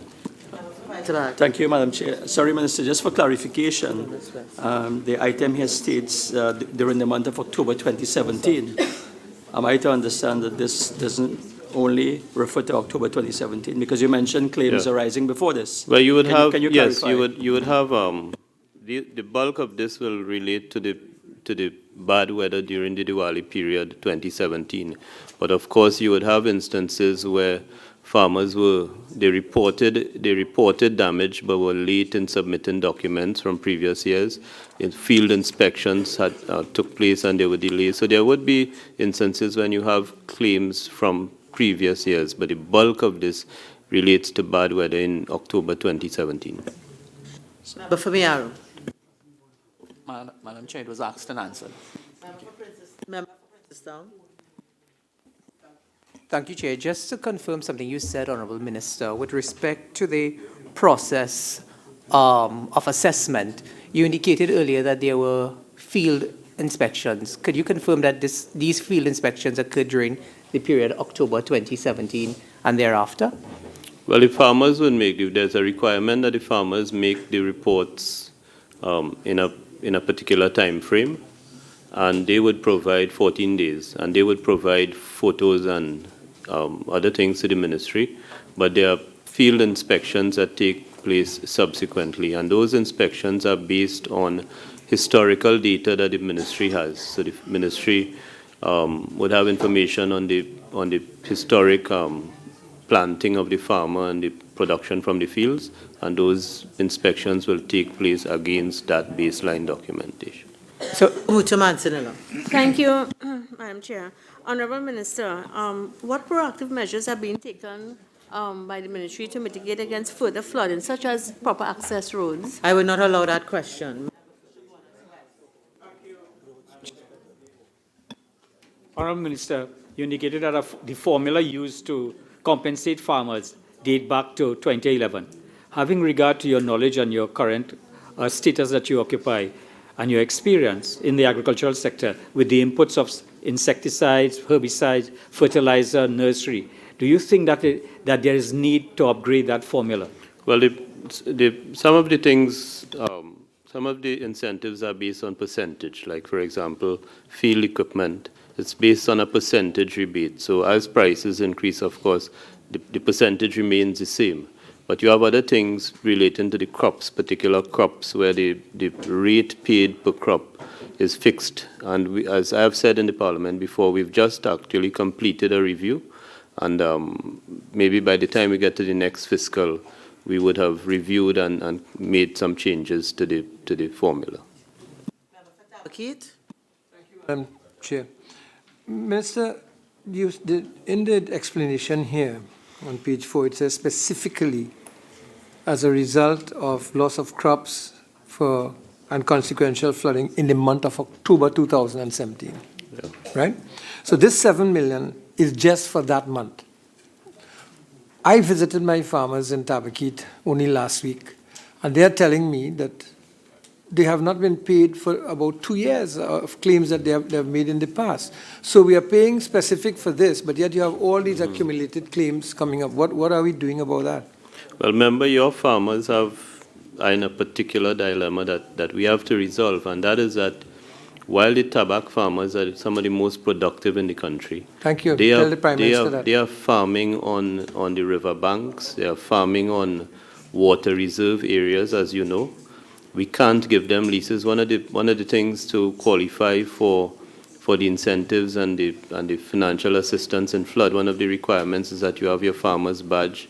And many of your farmers, because of where they farm, do not qualify for the farmer's badge. And I have said to them, in fact, after Brett, when I visited, as you know, I've been talking to them, they have to be relocated. In fact, we're going through right now dealing with the long outstanding leases, and when I see flood prone, I send the file back, because we have to deal with these farmers who farm in flood prone areas or on water reserves or other reserves. We can't give them the lease, and because they can't be given tenure, they are not in a position to access support. Minister, you just to respond to what you're saying, you said flood prone. During our time in office as government, we spent considerable time and effort in dredging those very ravines and rivers around those areas. And except for the one big flood that they had in 2011, when we, in fact, increased the prices of the subsidies on the plants and so on destroyed, which you referred to. Why is it that the ministry is not, in the meantime, dredging those ravines and dredging the rivers so that the farmers can continue to supply? When Aranguez floods, it's Tabakit that feeds the nation. Member, I'm not going to allow that question. Would the minister be in a position to tell us whether any farmer from the Tableland Pineapple Association or the Irie Village Fruit Crop Association, any member of these two organizations beneficiaries of this agricultural incentive program? I'm sure they benefit from it. I'm sure the Tableland and I'm sure the Irie food crop farmers benefit. Or Puch West. Chair. Honorable Minister, what is the criteria used to award a farmer's badge, one? And two, can you guide us as to the formula used to calculate payment? Member, I will not allow that question. Member for Couva South. Thank you, Madam Chair. My hand was getting a little tired. Madam Chair, could I find out from the Minister, because I think he said that one is dealing with 1,083 flood claims. Could the Minister, or is he willing to provide a comprehensive list of these farmers and how much they would have applied for in terms of flood compensation? Madam Chair, I'll provide the information. Princess Town. Thank you, Madam. To the Honourable Minister. Minister, I was happy to hear that several speakers raised the issue about the table and pineapple farmers. As you know, that's in my constituency. One of the questions that I really had, and I know it is affecting several of the farmers, not only the pineapple farmers, but because they're producing in such a large scale, some of them have started looking into the area of export. And the question that I really wanted to ask with respect to the flooding and elevation, with relation to that, is that with respect to that particular issue of the flooding, the assessment, do you consider the market price externally? There's a fixed scale based on each commodity is assigned a value, and the compensation. What is given is not compensation for losses. It's assistance to allow the farmers to be able to replant. Okay. And I can assure you, member, if you're familiar with Tableland, pineapple grows on the hillsides, on the hillside, correct, and there is no risk of flooding. Well, member for Orpuch East. Thank you. Thank you very much. Thank you very much. Order. Order. Member for Oropuch East. Ma'am, I'm not hearing myself with all this noise opposite. Minister, given the perennial problem of flooding and the perennial problem of complaints against the Ministry of Agriculture for delay in getting on the field, for delay in inspecting crops and so on, in our area, that has been a complaint that in the aftermath of flooding, when farmers are attending to their crops and taking their own remedial action, so to speak, the ministry's representatives and institutions are tardy and slow to respond. Have you been looking at institutional strengthening, human resource strengthening for the relevant units and institutions regarding flooding? Because we do regrettably wish to inform you that in the absence of major or even minor works in the Oropuch area, regrettably we can expect more flooding in the coming days. Would the institutions be prepared to respond in a timely manner to investigate, inquire, and look at damaged crops and so on? Well, we'll always have instances of delay, but I think that the ministry recognizes, the permanent secretary is here, I think they all recognize the urgency of getting out to the farmers and doing the inspections. I think they've been doing well, and once we get this supplementation, we'd be able to address these claims, and we'd be able to deal with claims in the real time and not having to constantly deal with a backlog of claims. Member for Barataria-Sanwan. Minister, I just want to suggest something. You know, flooding is an act of God and is not covered by insurance policies. Is it possible that you could get together with the Ministry of Finance, it's just a thought, and start a flood insurance program for food crop insurance, a contributory plan? I think it might go a longer way than just taking a small amount of money, giving it to farmers, which is just not enough. If you start a contributory plan for flood insurance, I mean, you might be able to give them much more. Well, a lot of work has been done on that already. In fact, your administration commissioned work like that, and ultimately there is difficulty and maybe impossibility in having a carrier of that type of risk. Honourable members, the question is that Head 77, Ministry of Agriculture, Land and Fisheries, be supplemented by the sum of $38 million. Those in favour say aye. Those against say no. I think the ayes have it. Head 77, Ministry of Agriculture, Land and Fisheries, has been supplemented by the sum of $38 million. Thank you, Minister. Head 78, Ministry of Social Development and Family Services. Members, we now on to page 18 of the schedule.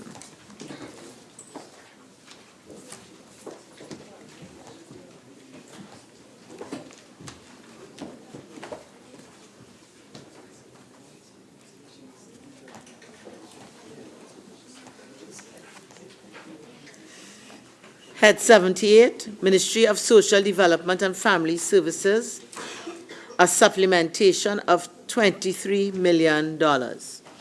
I will now invite the Minister of Social Development and Family Services to make a brief opening statement for a maximum of 5 minutes. Minister. Thank you, Madam Chair. The Ministry of Social Development and Family Services' core responsibility is the delivery of social services, inclusive of income support and the maintenance of a safety net that protects our poor and other vulnerable citizens.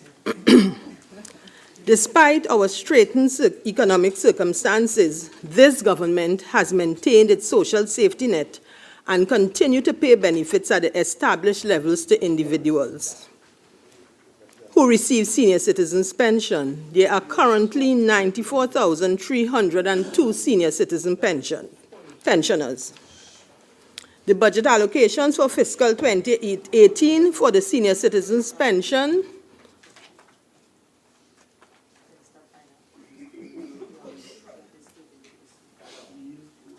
Thank you, Madam Chair.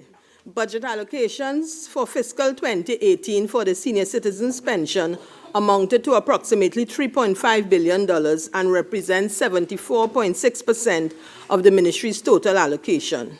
Approximately $2.1 billion has been expended up to May 2018. And it is in this vein, Madam Chair, that we are looking for the 23 million additional funds at this point in time. Very much. Honorable members, the question is that Head 78, Ministry of Social Development and Family Services, be supplemented by the sum of $23 million. Member for Oropouche East. I don't know who was Thank you. Member, is it correct to say that you're dealing with a multi-billion-dollar ministry here, and you're asking for a supplementation of $23 million to add to $3.5 billion? Could you not have found that money in the ministry?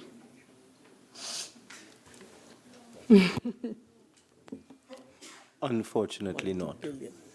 That's why we decided to give the supplementation. You have to remember the number of old age pensioners or senior citizens who receive the grant is a fixed number. In fact, it's growing every day. The pension is a fixed amount. The disability grant is a fixed amount. It is always very, very difficult for the Ministry of Social Development. In fact, in the last appropriation, we had to give them an additional $300 million. It's a very difficult ministry in terms of the number of persons that you have to help. Member for Kamuto Manzanilla. Thank you, Chairman. Honorable Minister, I was going to ask a question, but Minister of Finance brought it very differently, and that is how many pensioners started receiving the increased figure of $5,000 as stated in the budget 2015, because Minister of Finance said that it's a fixed figure, and that is not correct if we have to go based on your budget statement. Minister of Finance. Let me just correct that. There's no increase in senior citizens grant of $5,000 to $5,000. I'm surprised at the member. What we increased was the cap for persons who receive both national insurance and senior citizens pension. We did not increase the senior citizens pension to $5,000. Member for Point-a-Pear. Thank you, Madam Chair. To the Minister. Minister, how you know, I'm just asking that you're asking for additional $23 million for the old age grant, and we're not against that. But coming out of the Auditor General's report for 2017, there were some concerns by the Auditor General in respect to the old age grant, and two deficiencies were that they were requesting a list of persons which they couldn't get, of whom a pension has been granted, together with the rate at which and the date from which such a pension became payable was not produced. And then secondly, a reconciliation between the registered pensioners at the Social Welfare Division Head Office and monthly validates from the NIB was not done since 1983. So my question is that we're not against the request, but how, based on the Auditor General report and the deficiencies of not getting the proper information, how we know that the $23 million would be sufficient, or there aren't any, and I don't want to use ghost pensioners or anything like that. Minister of Social Development and Family Services. Member, well, firstly, that report, I understand, has not been officially released. Yeah, it was laid in the Parliament. We haven't received it, but notwithstanding, the ministry has its data. The ministry has its data, and we are certain that we are paying pension on a monthly basis as of March this year to 94,302 persons. Member for Chaguanas East. Thank you, Madam Chair. Honourable Minister, given that the Minister of Finance indicated, which we all know, Honourable Minister. Yeah, I don't think she's right. Honourable Minister, through Chair, given that the Minister of Finance indicated, which we are all aware of, that we are facing an aging population, might you be able to indicate to us what was the percentage increase in the aging population from 17-18 that would have caused this increase of $23 million? You did say so. The Minister of Finance indicated that number of persons were increasing. No, that has nothing to do Well, with I'm using the word agent that you are indicating that people are growing. increase. The question is, can you give us an idea as to the increase from 17-18, the percentage of persons who would have been added on to the list of pensioners then? New additions. Minister? As of October 2017 to March 2018, 3,278 senior citizen pensions have been brought onto the system. That's a question. Let me clarify, Madam Chairman. When I said the numbers are increasing, it is because this PNM government increased the cap. So more people are qualifying for old age pension because of this caring PNM government. Member for Kamuto Mansanilla. Thank you. Honorable Minister, in light of the fact that there was an increase in a cap, how many persons have qualified to receive pension within that cap of $5,000? From 2015 to present, yes. I will be able to give that figure at a subsequent date, Madam Chair. Thank you. Honorable members, the question is that the appropriation for the fiscal year 2018 be supplemented. Honorable members, the question is that Head 78, Ministry of Social Development and Family Services, be supplemented by the sum of $23 million. Those in favor say aye. Those against say no. I think the ayes have it. Head 78, Ministry of Social Development and Family Services, has been supplemented by the sum of $23 million. Thank you, Minister.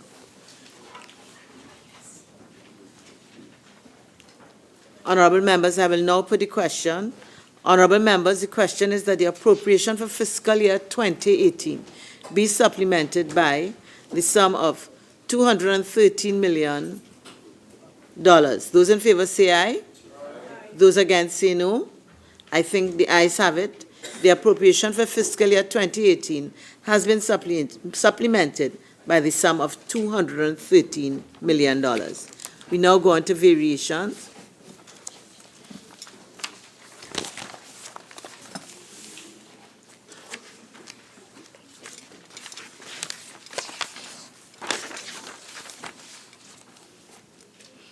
Honorable members, we shall now consider the proposals for variation. The proposals for decrease will be considered first, followed by the proposals for increase. Decrease.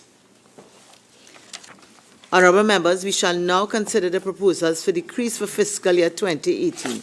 Head 18, Ministry of Finance. Head 18, Ministry of Finance, a decrease of $796,297,635. I will now invite the Minister of Finance to make a brief opening statement for a maximum of 5 minutes.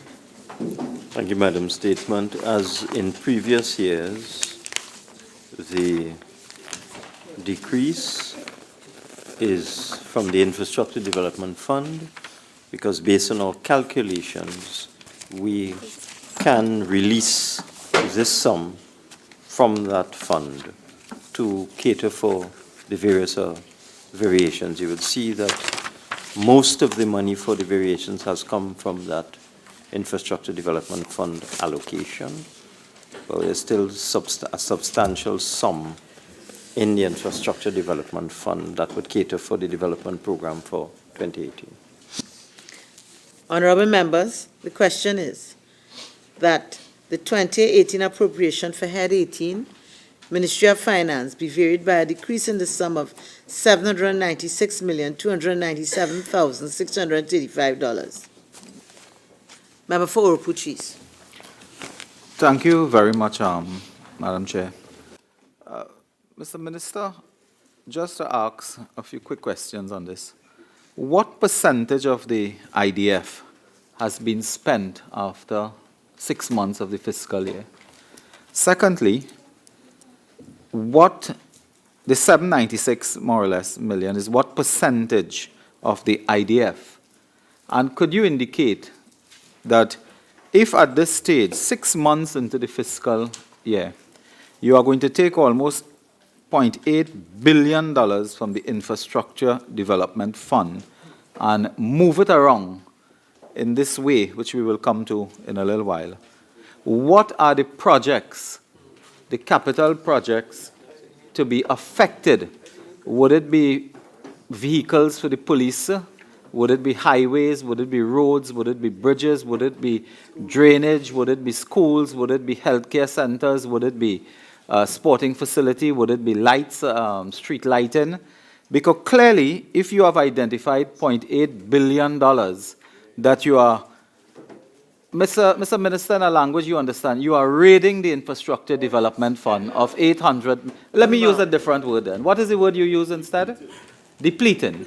You are depleting the Infrastructure Development Fund of $800.8 billion. I will ask you specifically and in a pointed way, what are the projects in which ministries are to be affected, because I believe you are going to crush the economy by collapsing the IDF in this manner. So tell us what will not be done in the next 6 months to September 2018 as a result of this depletion of the Infrastructure Development Fund. We will discuss later where it's going, but I'm very interested to know where is it coming from? Minister of Finance.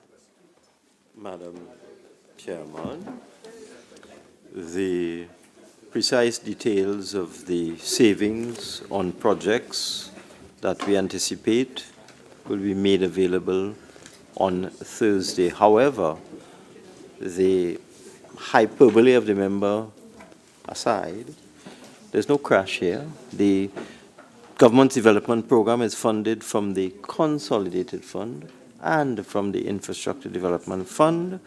Our allocation for this year for the development program was $5 billion, and we had a balance on account from the Infrastructure Development Fund because as a former minister, the member will know that the Infrastructure Development Fund is a rolling fund, so we had a balance carried over.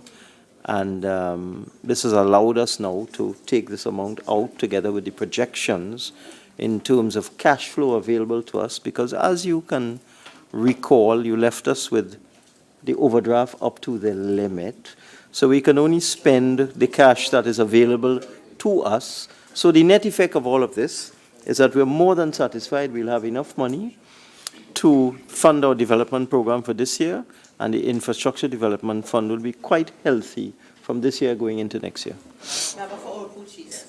A follow-up question, given that it is stated in our document before us that you will not fully utilize for capital projects funds under the IDF, it will not be fully utilized. Could you state in writing for us these capital projects that will not be completed?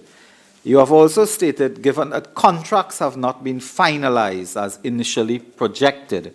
So tell us what you initially projected and the contracts that will not be finalized that will allow you a latitude of $0.8 billion. And the amounts per contract that will not be finalized, which project that will allow you this money that you can put into recurrent expenditure as the case may be. And is the minister indicating to us that the government will continue with a capital program having depleted the IDF of $0.8 billion? Minister of Finance. I wish we had access to the standing orders with respect to tedious repetition. The information will be provided on Thursday. Member for Caroni Central. Yeah. Minister, you didn't answer the question of the member for Oropuch East, but out of the IDF allocation of just over $1.8 billion, the money that is being deployed for operational expenses, recurrent expenses, is upwards of 40%. But you said something that is not clear, which I would like clarified. I don't know if this $796+ million represent 40% of the $1.8 billion that was allocated in this year's IDF, or whether it is a rollover from, it also includes part of the rollover from the year before. Could you clarify that for me? Or is it one and the same? 86. Madam Chairman, I do wish members would read the documents and try and understand them. This year's allocation, as is clearly stated in the English language in black and white, is 2.675 billion. The revised provision after we take out the 796 billion will be the 1.879 billion. So please stop saying that the original allocation was 1.8 billion. The original allocation was 2.67 million. And after we take out the 796, we'll be left with 1.9 approximately, which is more than adequate to fund our projects for this year. Member for Orupuchis. Could the minister commit, I don't know if we have assurance committee to take note of these things, but tell us as of the 6th month, what percentage of the IDF has been spent? Madam Chairman, that is tedious repetition. You asked that already. I did not hear from him a commitment. I believe the minister I said said we'll get twice it you get it on. Thursday. Minister of Finance. Minister of Finance, please. Member for Orupuchis. Minister of Finance. Member for Orupuchis, I believe I heard him say. I heard him say that the information would be supplied on Thursday. No, but, Madam. Member for Carney Central. Yeah, Madam Speaker, I mean, I heard the minister say that he would give us the information on Thursday, and we understand that he can elaborate. Yes, I did hear that. Minister of Finance, please. But I want to say, I mean, really development funds are being taken here for recurrent expenditure. And I think this finance committee is the appropriate place to ask if you are going to take development funds and put it in operational expenditure, what are the projects that are going to be, what can you say, not executed? Because we did approve a budget, and part of that budget was the development expenditure. So what are the projects that are not going to be executed? Can't you tell us that? Minister of Finance. For the third time, that question, which has been asked twice by the member for Orupuch and now once by the member for Carney Central, the answer will be given on Thursday. It's now 3 times the same question. Member for Point-a-Pair. Thank you, Madam Speaker. Let me ask the question in a different way and be specific to the minister. No, It is no, going to be the same it question. is not going to be the same question. But no, I'm going by what you said. Well, I'm going to ask a question. I'm going to ask a question. Ask your question. Under the Ministry of Energy and Energy Industries, Madam Speaker, under the draft estimates of development program expenditure 2018, the Minister of Finance there's an allocation of $58,619,000 for infrastructure development projects in the Ministry of Energy and Energy Industries. 1, development of industrial sites for $21 million. 2, development of new port facilities for $15 million. And 3, dredging of the Sealots main channel and turning basin for $22.6 million, to a total of $58.619 million. I'm asking the question, could the minister state, based on this reduction in the IDF, if these projects in the Ministry of Energy would not be done? Remember, I see that this comes from under head 18, Ministry of Finance. This is what I've seen here, so that I would not allow a question about the Ministry of Energy. Member for Tabakit. Well, my question was asked in part by the member for Carney Central, but I really wanted to know whether there was a change in philosophy of the government, in that if you put money for capital expenditure under IDF, you're doing so because you want to stimulate the economy. and you want to be sure that that money goes into job expansion and diversification and what have you. So I want to know if there's a change in philosophy that you are moving money to recurrent, and whether the minister is concerned that this is going to further stagnate the economy. Minister of Finance. Madam Chairman, it has been standard practice for ministers of finance, including my predecessor, who was in the government of the member for Tabakit, to move funds from the Infrastructure Development Fund to recurrent. This is standard practice, and please don't pretend that you don't know that. Member for Princestown. Here is it. We move more. Minister of May I Finance. just add also that, as the Minister of Finance said previously, this is a rolling fund. And so there will be times when we can take money out of the IDF in order to supplement what is needed in the recurrent expenditure. A number of the projects are being funded through the IDF and also through the consolidated fund. So it does not mean necessarily, if it is a rolling fund, that projects will be stymied if money is taken out of the IDF. And I'm sure the member for Tabakit is well aware of that. So, honorable members, the question is that the 2018 appropriation for Head 18, Ministry of Finance, be decreased by the sum of $796,297,635. Those in favor say aye. Aye. Those against say no. I think the ayes have it. Head 18, Ministry of Finance, has been varied by a decrease in the sum of $796,297,635. I thank the Minister of Finance and his team. Honorable members, the question is that the 2018 appropriation be varied by a total decrease in the sum of $796,297,635. Those in favor say aye. Aye. Those against say no. I think the ayes have it. The 2018 appropriation has been varied by a total decrease in the sum of $796,297,635. We move on to increase.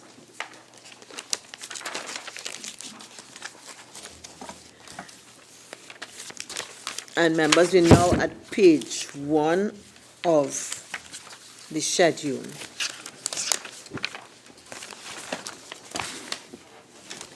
Honorable members, we will now consider the proposals for increase. Head 03, Judiciary, an increase of $18,193,195. I will now invite the Attorney General to make a brief opening statement for a maximum of 5 minutes. Attorney General. Thank you, Madam Chair. Madam Chair, the Judiciary's proposed increase for recurrent expenditure is really disaggregated into two separate items.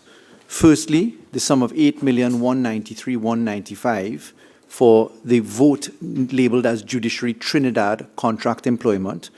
This is specifically to facilitate the payment of salaries to contract officers to the end of the fiscal year and to cater for following and filling vacant positions which were in fact done in fiscal 2018, specifically for case management officer, court recording officer, information technology specialist, and a business operation assistants. The second aspect of it relates to the very excellent project, which is the Children's Court. We're proposing to add a further $10 million into there, again to facilitate salaries to contract officers for 6 positions which we filled during the course of this year, being case management officer, court recording officer, information technology specialist, judicial orderly, court rapid text entry specialist, and business operations assistants.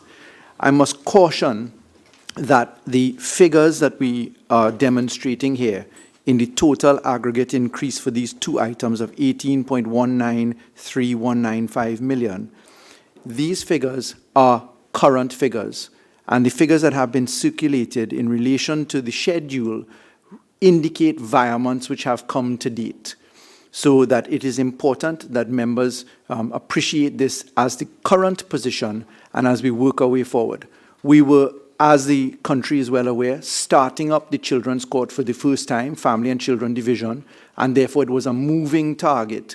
And the Judiciary had to wire funds along the way with the assistance of the Ministry of Finance to make those courts a reality, because the Judiciary has broken a record in having in 18 months' time opened for the first time 2 courts in Trinidad and Tobago to treat with a specialist division of the Judiciary. Thank you, Madam Chair. Honourable members, the question is that the 2018 appropriation for Head 03 Judiciary be varied by an increase in the sum of $18,193,195. Member for Oropouche West. Thank you, Madam Chair. Honourable AG, what is the total number of contract positions filled for this over $8 million? And 2, whether you will have additional positions created for this $10 million under the Children's Court? Attorney General. The total number for the Family and Children Division is 160 positions.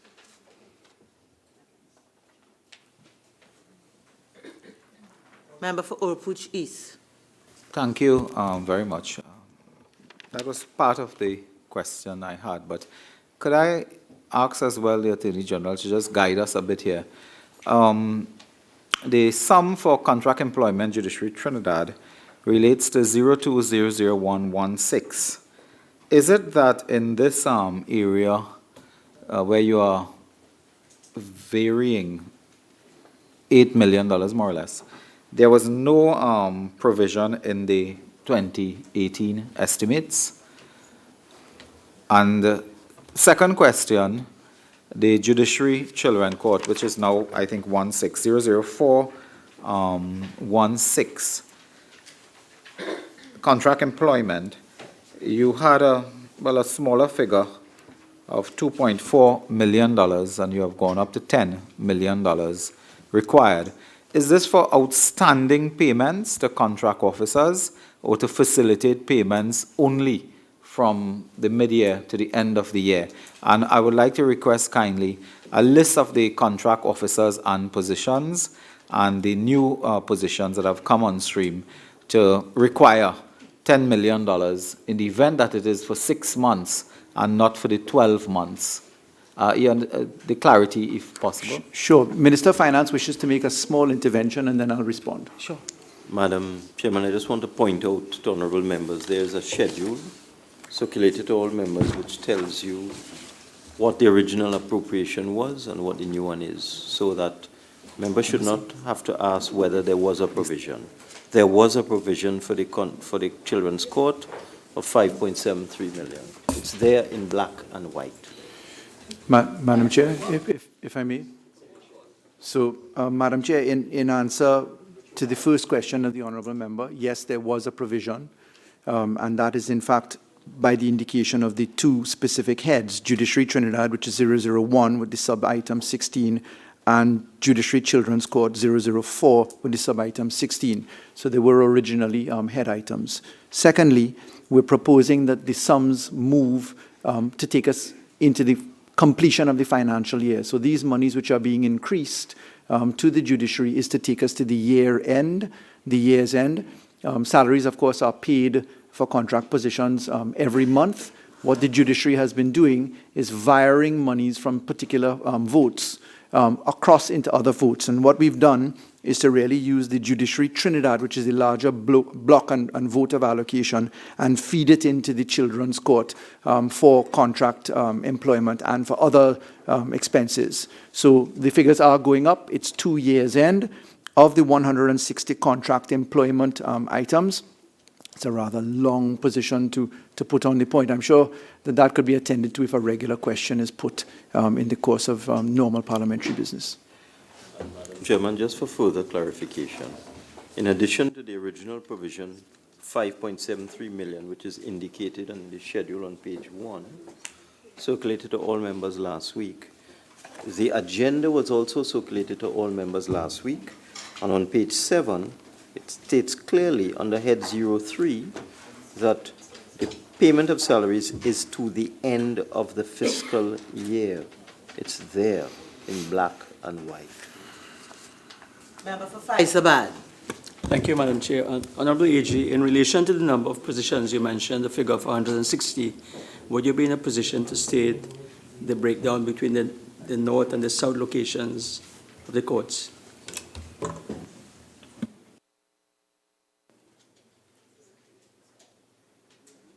It's just over 80-something for the south, and then the rest at Port of Spain.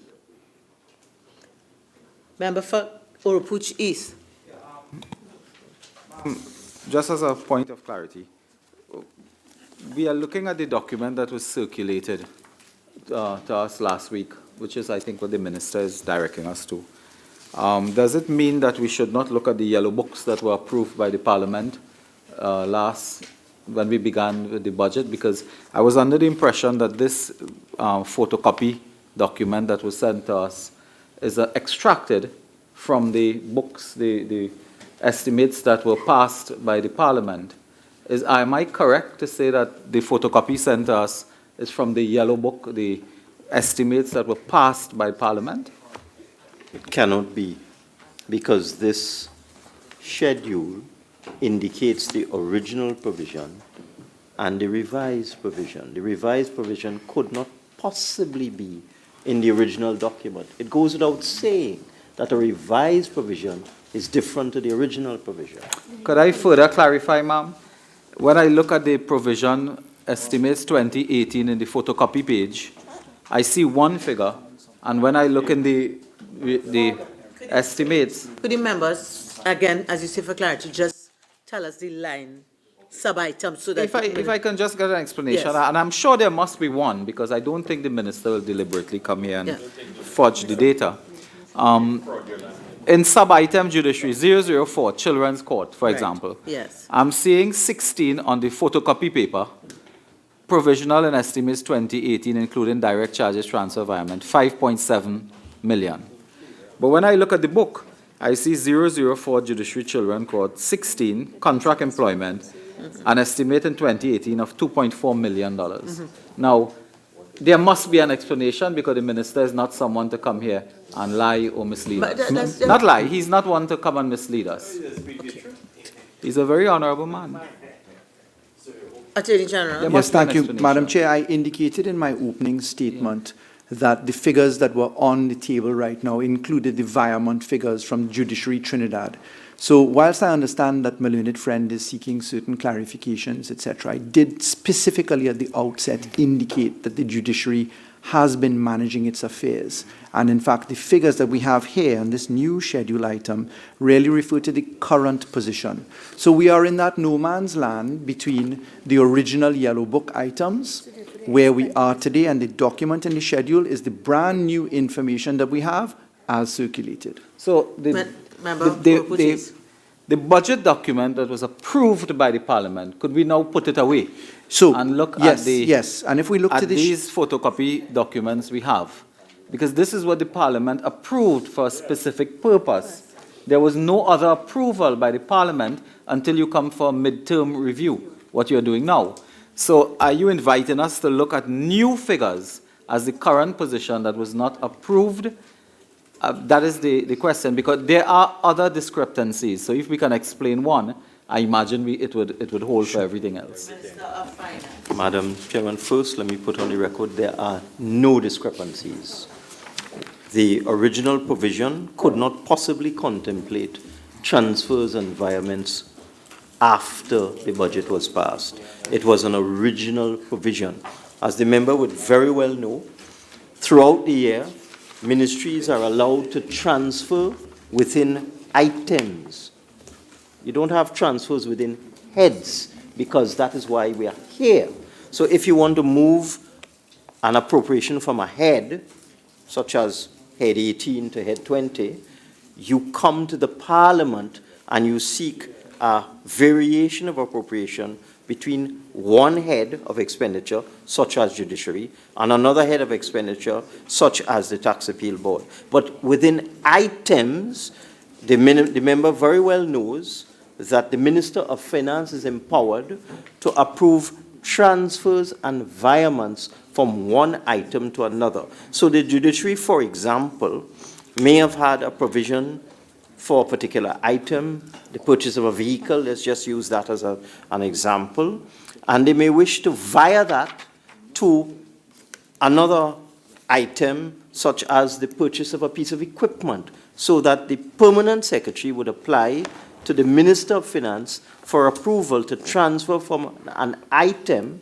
and I'm making a distinction between an item, which is a particular appropriation within a head being a ministry or an entity such as the judiciary, that's a head, and you have heads, you have items within that head and sub-items.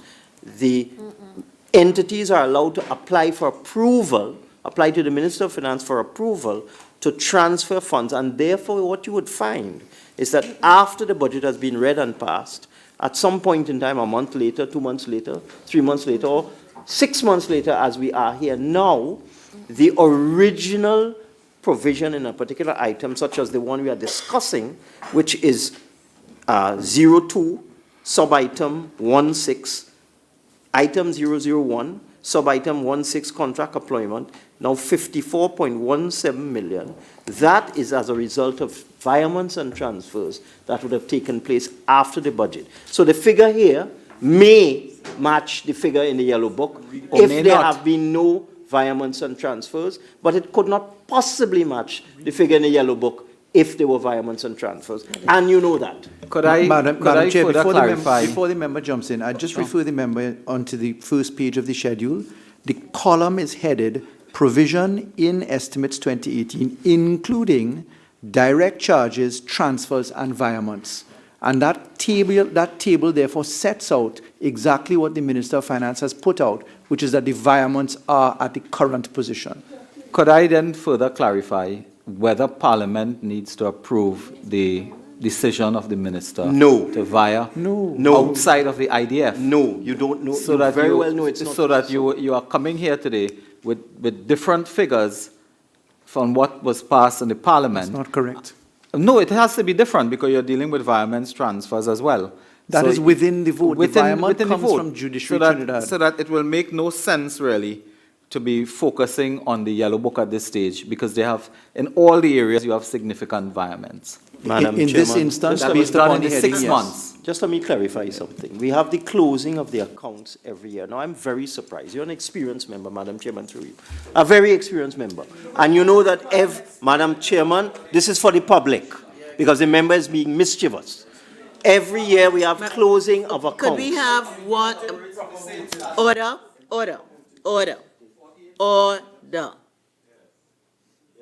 The member for Oropuch East made a particular inquiry, and the particular inquiry was taken in a particular context. I will allow the Minister of Finance to answer. Any other member who wishes to speak after, if he catches my eye, will be given the opportunity.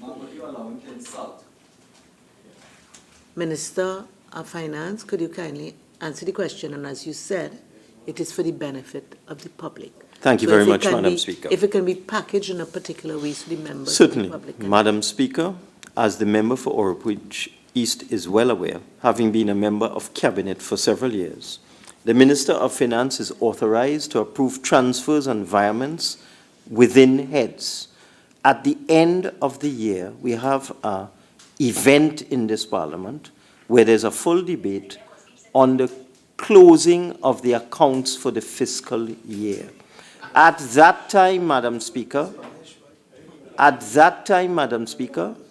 all of the virements, transfers, and movements of money between items, heads, sub-items, etc., are debated in this Parliament and approved by this Parliament. And it's a public record. So the member for Oropuch very well knows that a Minister of Finance can approve virements and transfers within heads during the fiscal year and has to come with a closing of accounts at the end of the year. So this is no mystery. There's nothing new about this. And it is just wrong to pretend that it is something out of the ordinary. Member for Couva South.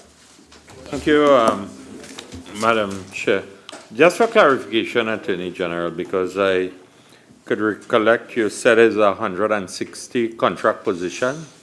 And I noticed that in both instances, as it relates to the Children's Court and the Judiciary, business operation assistants, plural in both instances.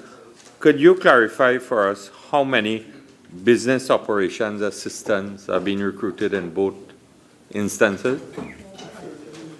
I couldn't immediately, Madam Chair. That's very granular information. And again, this is an exercise of the JLSC in a very independent position. So several is the answer. Business operation assistants are an essential part of the operation. It is used to be called secretarial assistants of a different type now. So it is to assist in the administration of the workings of the court. Thank you very much. The member Cooper South just asked that similar question, Madam Chairperson. I just needed to know the role and function of because in judicial jargon I've never heard of the business operations assistant. So that's why it's actually a post which is across the entire public sector. It's not a judicial jargon terminology. Mm-hmm. So in the Office of the Attorney General or Legal Affairs, the personal assistant, your assistant is called your business operation assistant, your BOA, level 1, level 2, etc. So it's a public service position, so categorized by the the management division of the Ministry of Public Administration. And it has been a feature of that system, of the current system, for a very long time now.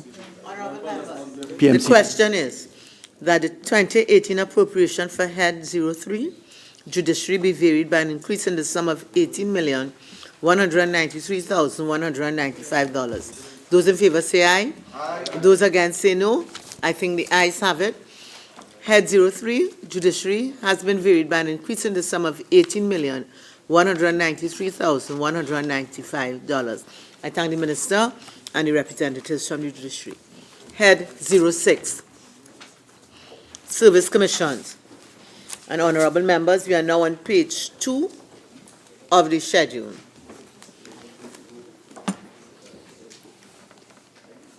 Head 06, Service Commissions, an increase of $1,376,570.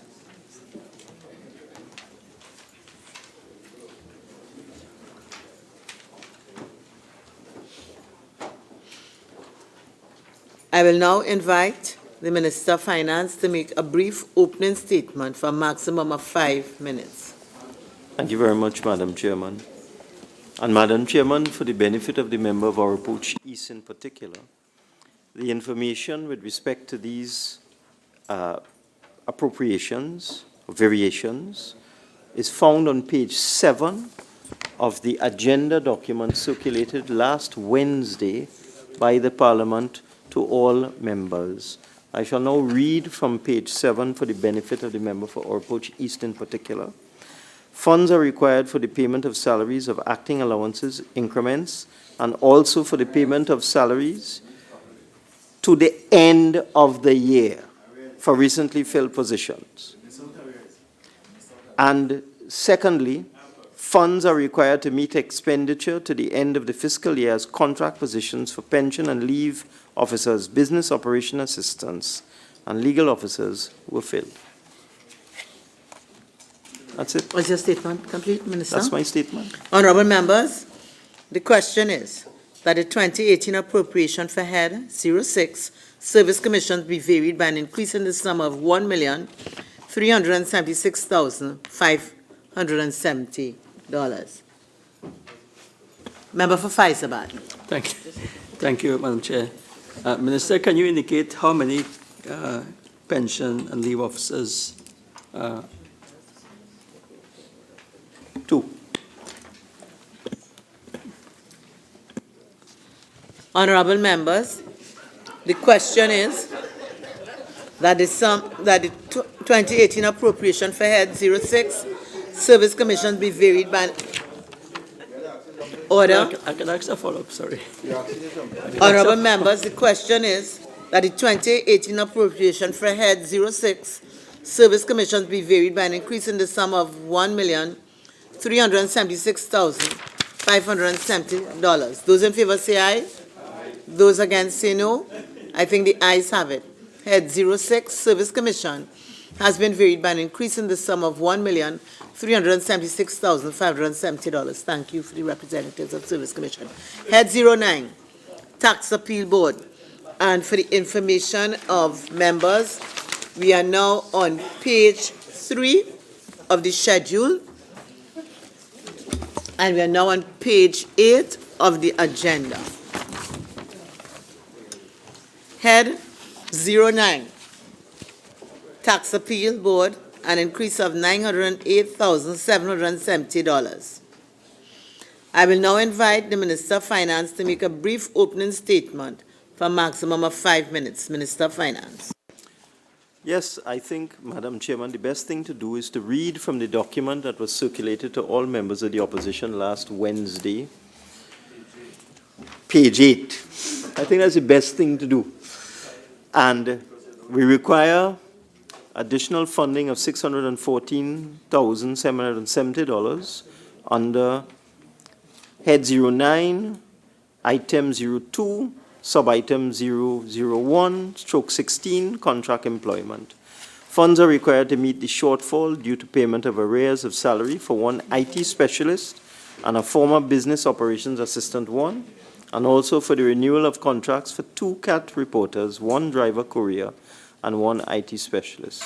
Funds are also required under 02-001-23, fees in the amount of $294,000 to pay for the annual subscription of the LexisNexis and EOS Web Integrated Library System for the years 2017 and 2018, making a total supplementation or variation for the Tax Appeal Board in the amount of $908,770. Honorable members, the question is that the 2018 appropriation for Head 09, Tax Appeal Board, be varied by an increase in the sum of $908,770.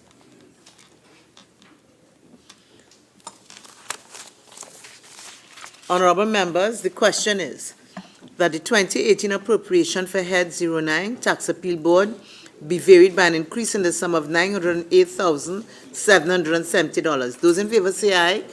Those against say no. I think the ayes have it. Head 09, Tax Appeal Board, has been varied by an increase in the sum of $908,770. I thank the Registrar and the other representatives from the Tax Appeal Board. We're going on now to Head 13,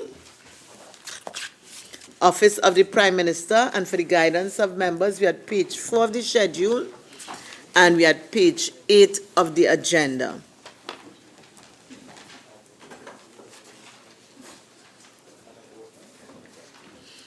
Head 13, Office of the Prime Minister, an increase of $10 million. I will now invite the Minister of Finance to make a brief opening statement for a maximum of 5 minutes. Madam Chairman, I will defer to the Minister in the Office of the Prime Minister behind. Minister. Thank you, Madam Chair. Funds are required to facilitate payment of an outstanding invoice to the Urban Development Corporation of Trinidad and Tobago for repairs and maintenance to a building located at 13 to 15 Sinclair Avenue, Sinclair, the Office of the Prime Minister.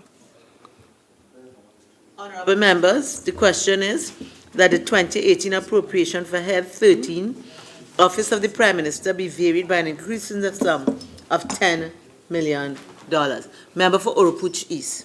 Madam Chair, at the risk of incurring the wrath of the Minister of Finance and the insult of the Minister of Finance, I just wanted to again seek clarification.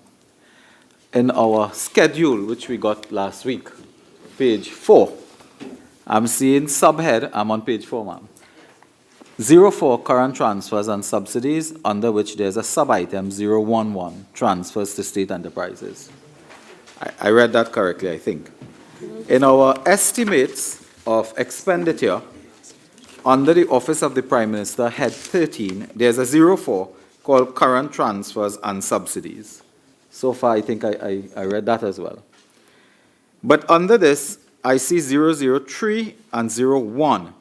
I'm now seeing 011. I'm just seeking some clarification here, whether the 011 for NIPDEC, is it?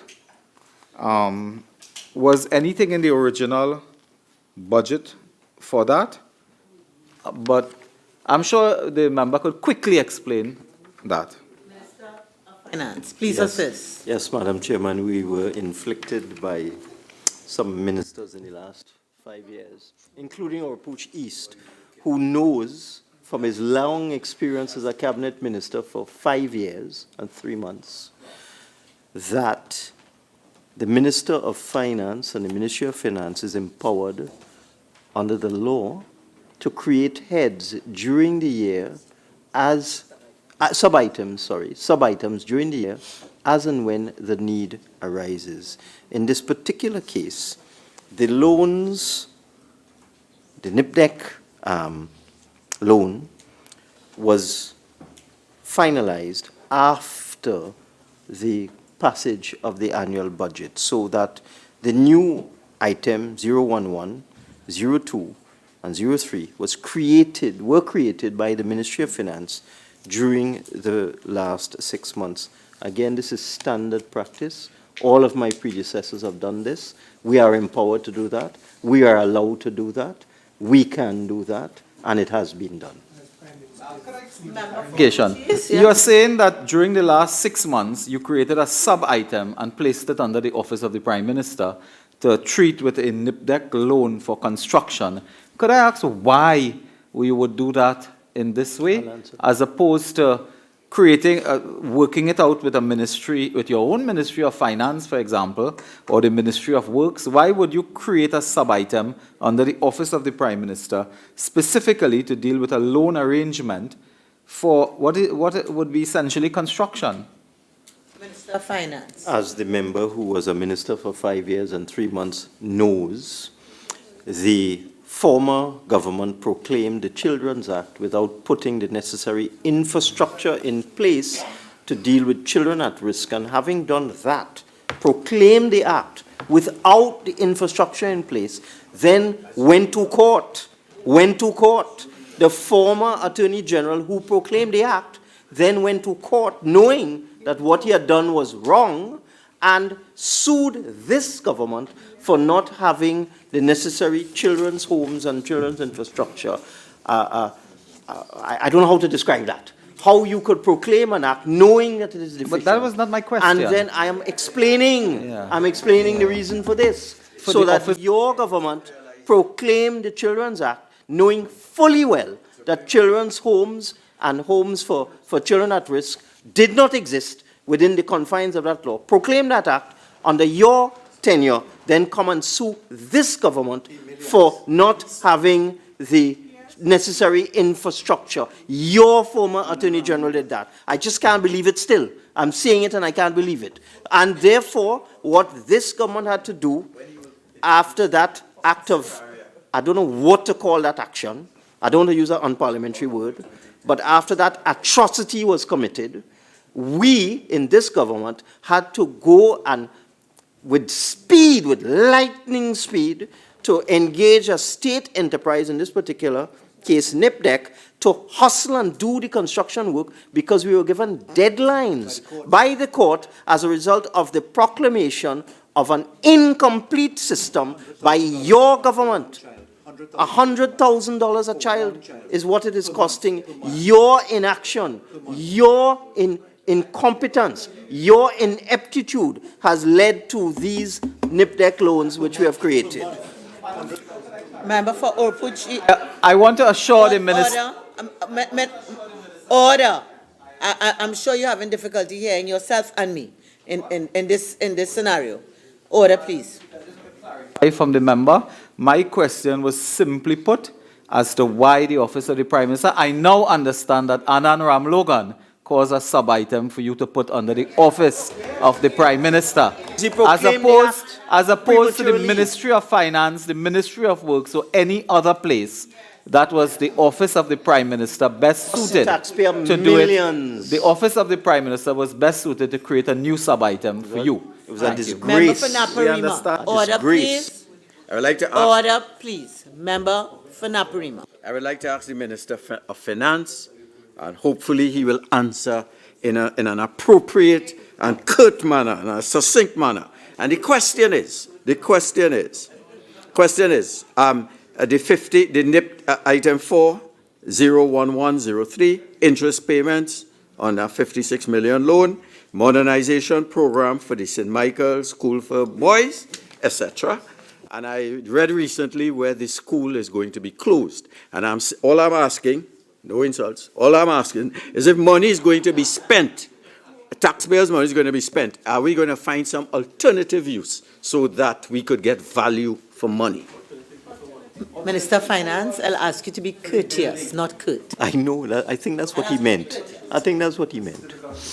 Struggling with the English language. Member, please just answer courteously. I am being very courteous. I assure you, I am being very courteous. The point is that this is a loan that we were forced to take out and to construct new facilities because of those legal challenges brought upon this country by your government, who proclaimed an act where there was no infrastructure, and then after you lost government, ran to the court and sued this government for your incompletion of those projects. With respect to the situation with St. Michael's School for Boys, we were forced to do that. And this is simply an interest payment on a loan already taken out. With respect to the St. Michael's School for Boys and the plans going forward, I'll defer to the Honourable Minister behind me. You want me to add? In terms of the plans going forward for St. Michael's, the Anglican Church, as well as the government, reserve the right to continue another arrangement going forward. The church has indicated that they are still interested in the care and protection of children in need of supervision. Member for Naparima. The Minister of Finance, could it be that you were sued because of your sloth in getting action done to facilitate the act for your... That question. I will not allow that question, and therefore, honourable members. Madam Chair. Member for Oropuch East. I'm just following up. That was not a question. I'm speaking now, I'm on the floor. Is the Minister of Finance saying... Oropuch East. I thought you recognized me, ma'am. Member for Oropuch East. I thought you recognized me. I'm not here. Member for Oropuch East, please proceed. Thank you. Thank you very much, ma'am. Is the minister saying that given the circumstances he found himself in, he was forced to take a loan of $56 million? Had you not purchased Massey Communications for $250 million, you could have used that money? No, you come in afterwards. It's going to be the Attorney General and Minister of Finance answering. Okay, so we shall proceed with the Attorney General and then the Minister. Yes, you talk first. Madam Chair. Madam Chair, there was a very important point raised by the member for Naparima, and there was a rather salacious point put forward. The comment specifically was that the government was sued because of its sloth. I want to put on the record, whilst I was being sworn in as Attorney General on the 9th of September 2015, in the middle of the swearing-in ceremony, I had to take a phone call because the court had been moved by Anand Ram Logan in a particular matter to deal with the state having been found in a case where there were no child rehabilitation centers, notwithstanding that the law had been proclaimed by the Attorney General for the UNC. So I can't fathom for a moment how one could be slothful if the call from the court on an injunction basis arrives at the moment that you're being sworn in as Attorney General for the Republic of Trinidad and Tobago. And it was important to put that on the record because these very irresponsible statements can have legs and wings and take flight in very mischievous ways if other persons grab them the way they're sold. Thank you. Summarize, Minister Madam Finance. Chairman, the reason why, and it is standard practice, the member for Oropouche East was at one time, fortunately not for long, in charge of UDCOT. And the member would know that from time to time, under his administration, and we have an item coming up which was done under his administration, that state enterprises such as UDCOT, for example, would be tasked by cabinet to go and borrow money with a government guarantee, and then the Minister of Finance will put the appropriation for debt servicing within the head and the item related to that particular entity. The idea of giving NIPDEC an appropriation to do work by way of loan financing for the Office of the Prime Minister, there's nothing new about this. This is 56 years old, and it was done on innumerable occasions under the last administration. And the reason why we had to do it this way and do it fast is because I want to reinforce what the Attorney General said. We came into government, the rest of the government was not even sworn in until the 11th of September. The UNC exiting government on the 7th of September, proclaiming an act that they knew would have adverse legal consequences because they put no infrastructure in place to deal with children, but proclaimed the act. Before the 7th of September, they did that. And then on the 9th of September, 2 days later, they are suing the incoming government for its failure to have child rehabilitation centers. It's an absurdity. It is pure wickedness as far as I'm concerned. And this is why we had to do this, because of your wickedness. This is why we did this. Member for Naparima. Member for Naparima. It is clear by the utterances of the Minister of Finance and the San Fernando West that they misled the population into believing that they were ready for every eventuality. And therefore you were caught flat-footed. And we are here today as part of that sloth. Thank you. Minister, just now, the Attorney General. Madam Chair. Madam Chair. It is incumbent to put on the record that the honorable judge who sat in that matter, there's no appeal outstanding, there's no sub judice, was astounded and shocked by the fact that the person who came to court was Anand Ram Logan, asking for a declaration that the state was in breach of the act as proclaimed by the UNC. The judge was astounded in court and asked on a number of occasions the lawyer who appeared in the matter, Mr. Anand Ram Logan, senior counsel, whether he was actually serious about what was being put forward. It was that astronomical. It is therefore no wonder that Naparima could have made the submission that he just made about Red and Ready. Red and Ready has a certain element of decency to it. There's a certain amount of integrity to it. One cannot contemplate wickedness in all of its forms in the formula of Red and Ready. So I take no caution from Naparima, who's on a frolic of his own on this matter. Member for Oropouche East. I just have two very calm questions to ask. Could I ask first? Member for Couva South. Just calmly. I would like to hear the member for Couva South. Member for Couva South. Member for Couva South. That's how he is. I would like to maintain the calm. Which member for Couva South?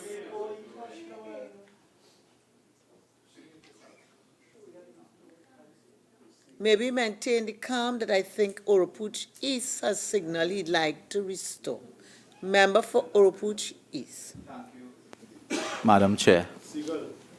The member for the Minister of Finance. Minister of Finance, I've heard the Minister of Finance indicate the dire straits that he found himself in and the need to act in this manner. Could you indicate when this loan arrangement were made, the loan arrangement, when was it made? And why was it not part of the 2018 fiscal package when you presented it in the first place? When did you have to take out this loan to deal with this matter? And if it ever found its way into any budget document before, And my second question is really for the Office of the Prime Minister, the Minister of State there. Could you just give us now or maybe on another occasion an update on the construction of the Regional Assessment Center, where it is at the moment, the expenditure, and when will it be completed? If it is completed, it is at a total cost of $34 million. This is, The matter is the construction of a regional assessment center. That is what the loan is for. I read that, Minister of Finance, or did I not see that? On page 8 of the document. The document was circulated last week, Minister. I think you would have seen it. I thought you would have read these documents thoroughly. Minister of Finance, the first question. Yeah. Madam Chairman, I'm sure the member knows all of this. I'm sure. I'm absolutely certain. The government was given certain deadlines by the court to do things, to have things ready.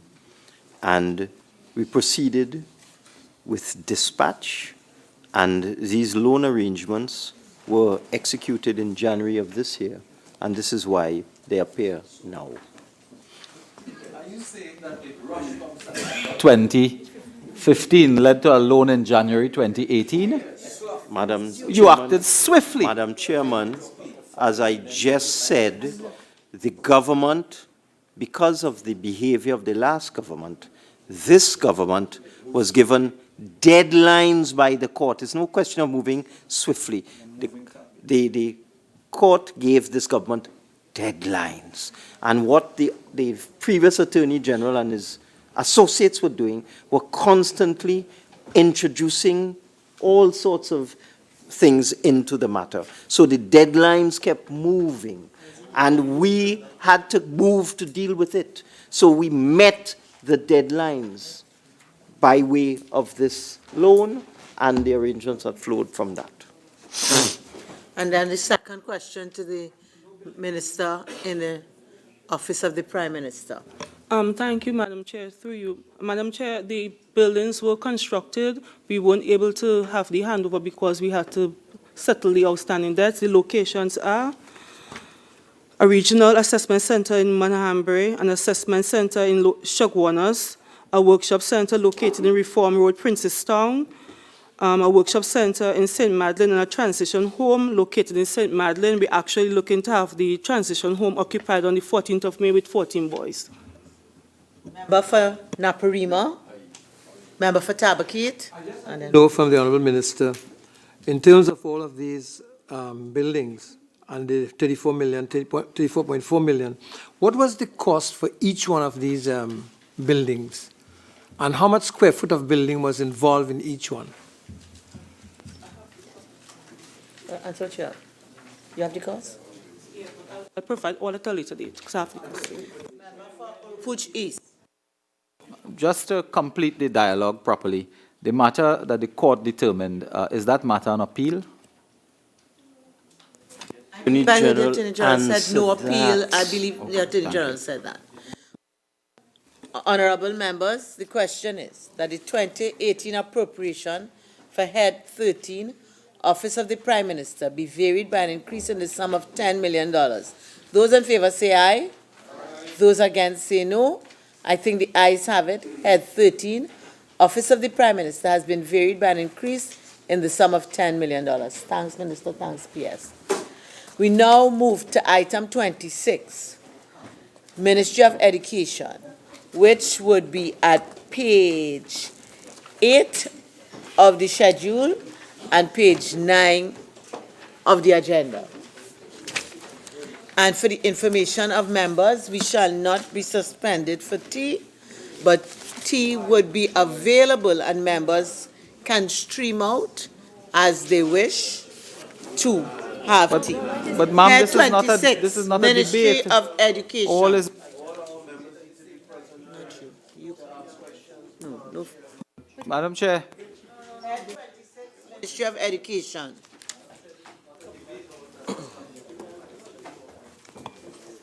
Head 26. We're hungry. Members, we don't have many more to go. Okay? I'm not at all insinuating that we rush, but we don't have many more to go. Okay? Head 26, Ministry of Education. Ministry of Education, an increase of $159 million. I will now invite the Minister of Education to make a brief opening statement for a maximum of 5 minutes. Minister of Education. Thank you very much, Madam Chairman. The Ministry of Education is seeking a variation of $159 million to its current budget. The areas that have been identified are 1, primary education, 2, janitorial services, and 3, security services. In the area of primary education, we are seeking an additional $75 million. For janitorial services, we seek the additional sum of $42 million, and for security services, the sum that is needed is $42 million. Thank you very much. Honorable members, the question is that the 2018 appropriation for Head 26, Ministry of Education, be varied by an increase in the sum of $159 million. Member for Chaguanas East. Thank you, Madam Chair. Honourable Minister, could you indicate to us what period is this covering, the bargaining period for the increase in salary and COLA, and how many teachers in the primary sector are going to be benefiting from it? Minister of Education. The member for Chaguanas East has it all wrong. It has nothing to do, absolutely nothing to do, with bargaining between the recognized association and the chief personnel officer. It is really to plug the hole with respect to a shortfall in the budgetary allocation. Could you tell us how many teachers are going to benefit from this increase of $75 million, sir? I've been told approximately 7,000 teachers. Okay. Member for Chaguanas East. Member for Scaroni Central. Yeah. Madam Chair, this is really a question for the Minister of Finance. I know that we are dealing here with variations so that there is no increase based on these movement of funds. But I want to take note of the fact that for janitorial services and security services, we have an allocation because of costs that have to be met. During the Finance Committee meetings, which we held some months ago, there were 3 issues that kept coming up: contract labor, security services costs, and janitorial services costs. Can I ask the Minister of Finance if, in general, costs for these matters are increasing in the government public service system? Minister of Finance. If a state enterprise like MTS is used, then any impact of the wage agreements reached over the last 5 years or so would definitely impact upon the cost, because MTS workers have received increases. So there would be an increased cost when you use MTS.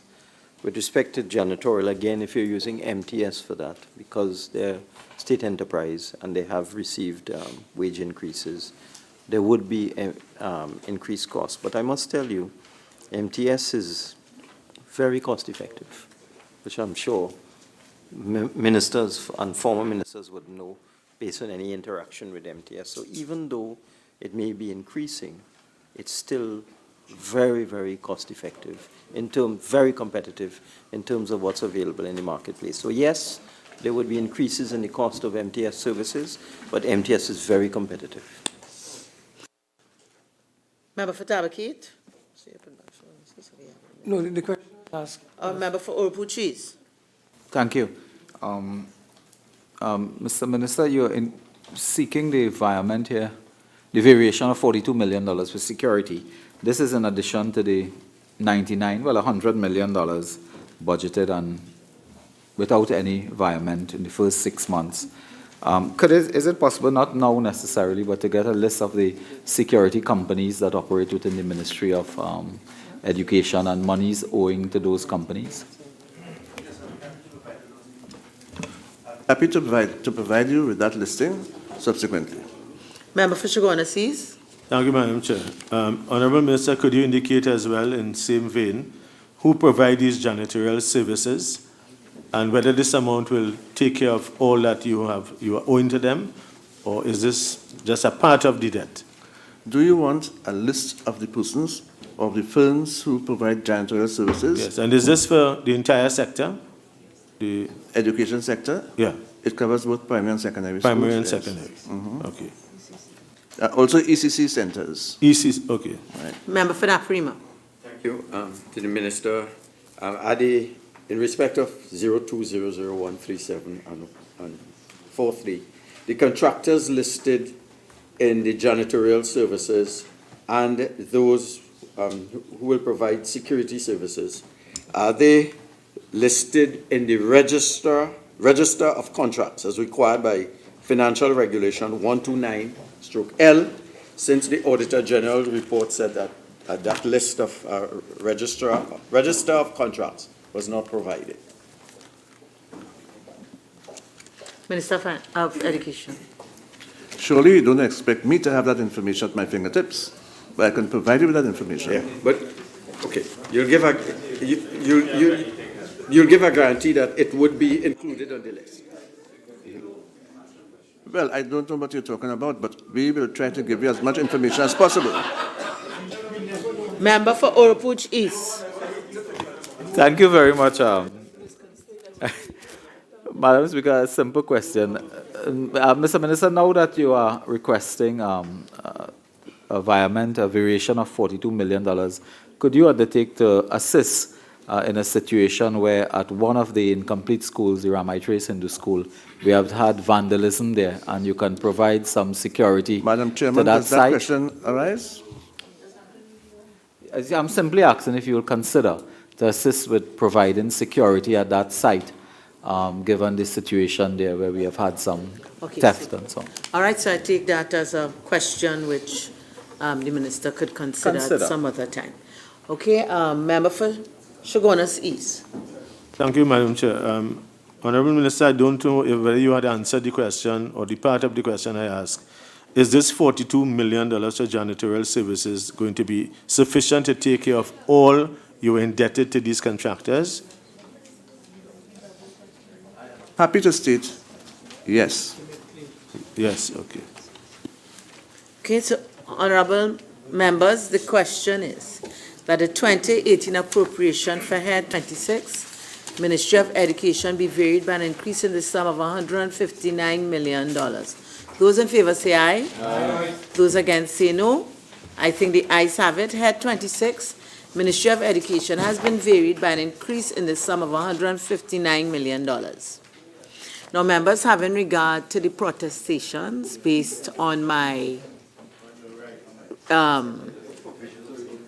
statement concerning the suspension, I have considered the sort of contributions and participations in the discussion, and therefore I want to suggest that we take the tea break now and we return at 5 o'clock. The former Minister of Health advises me that it isn't correct for people to go hungry for long.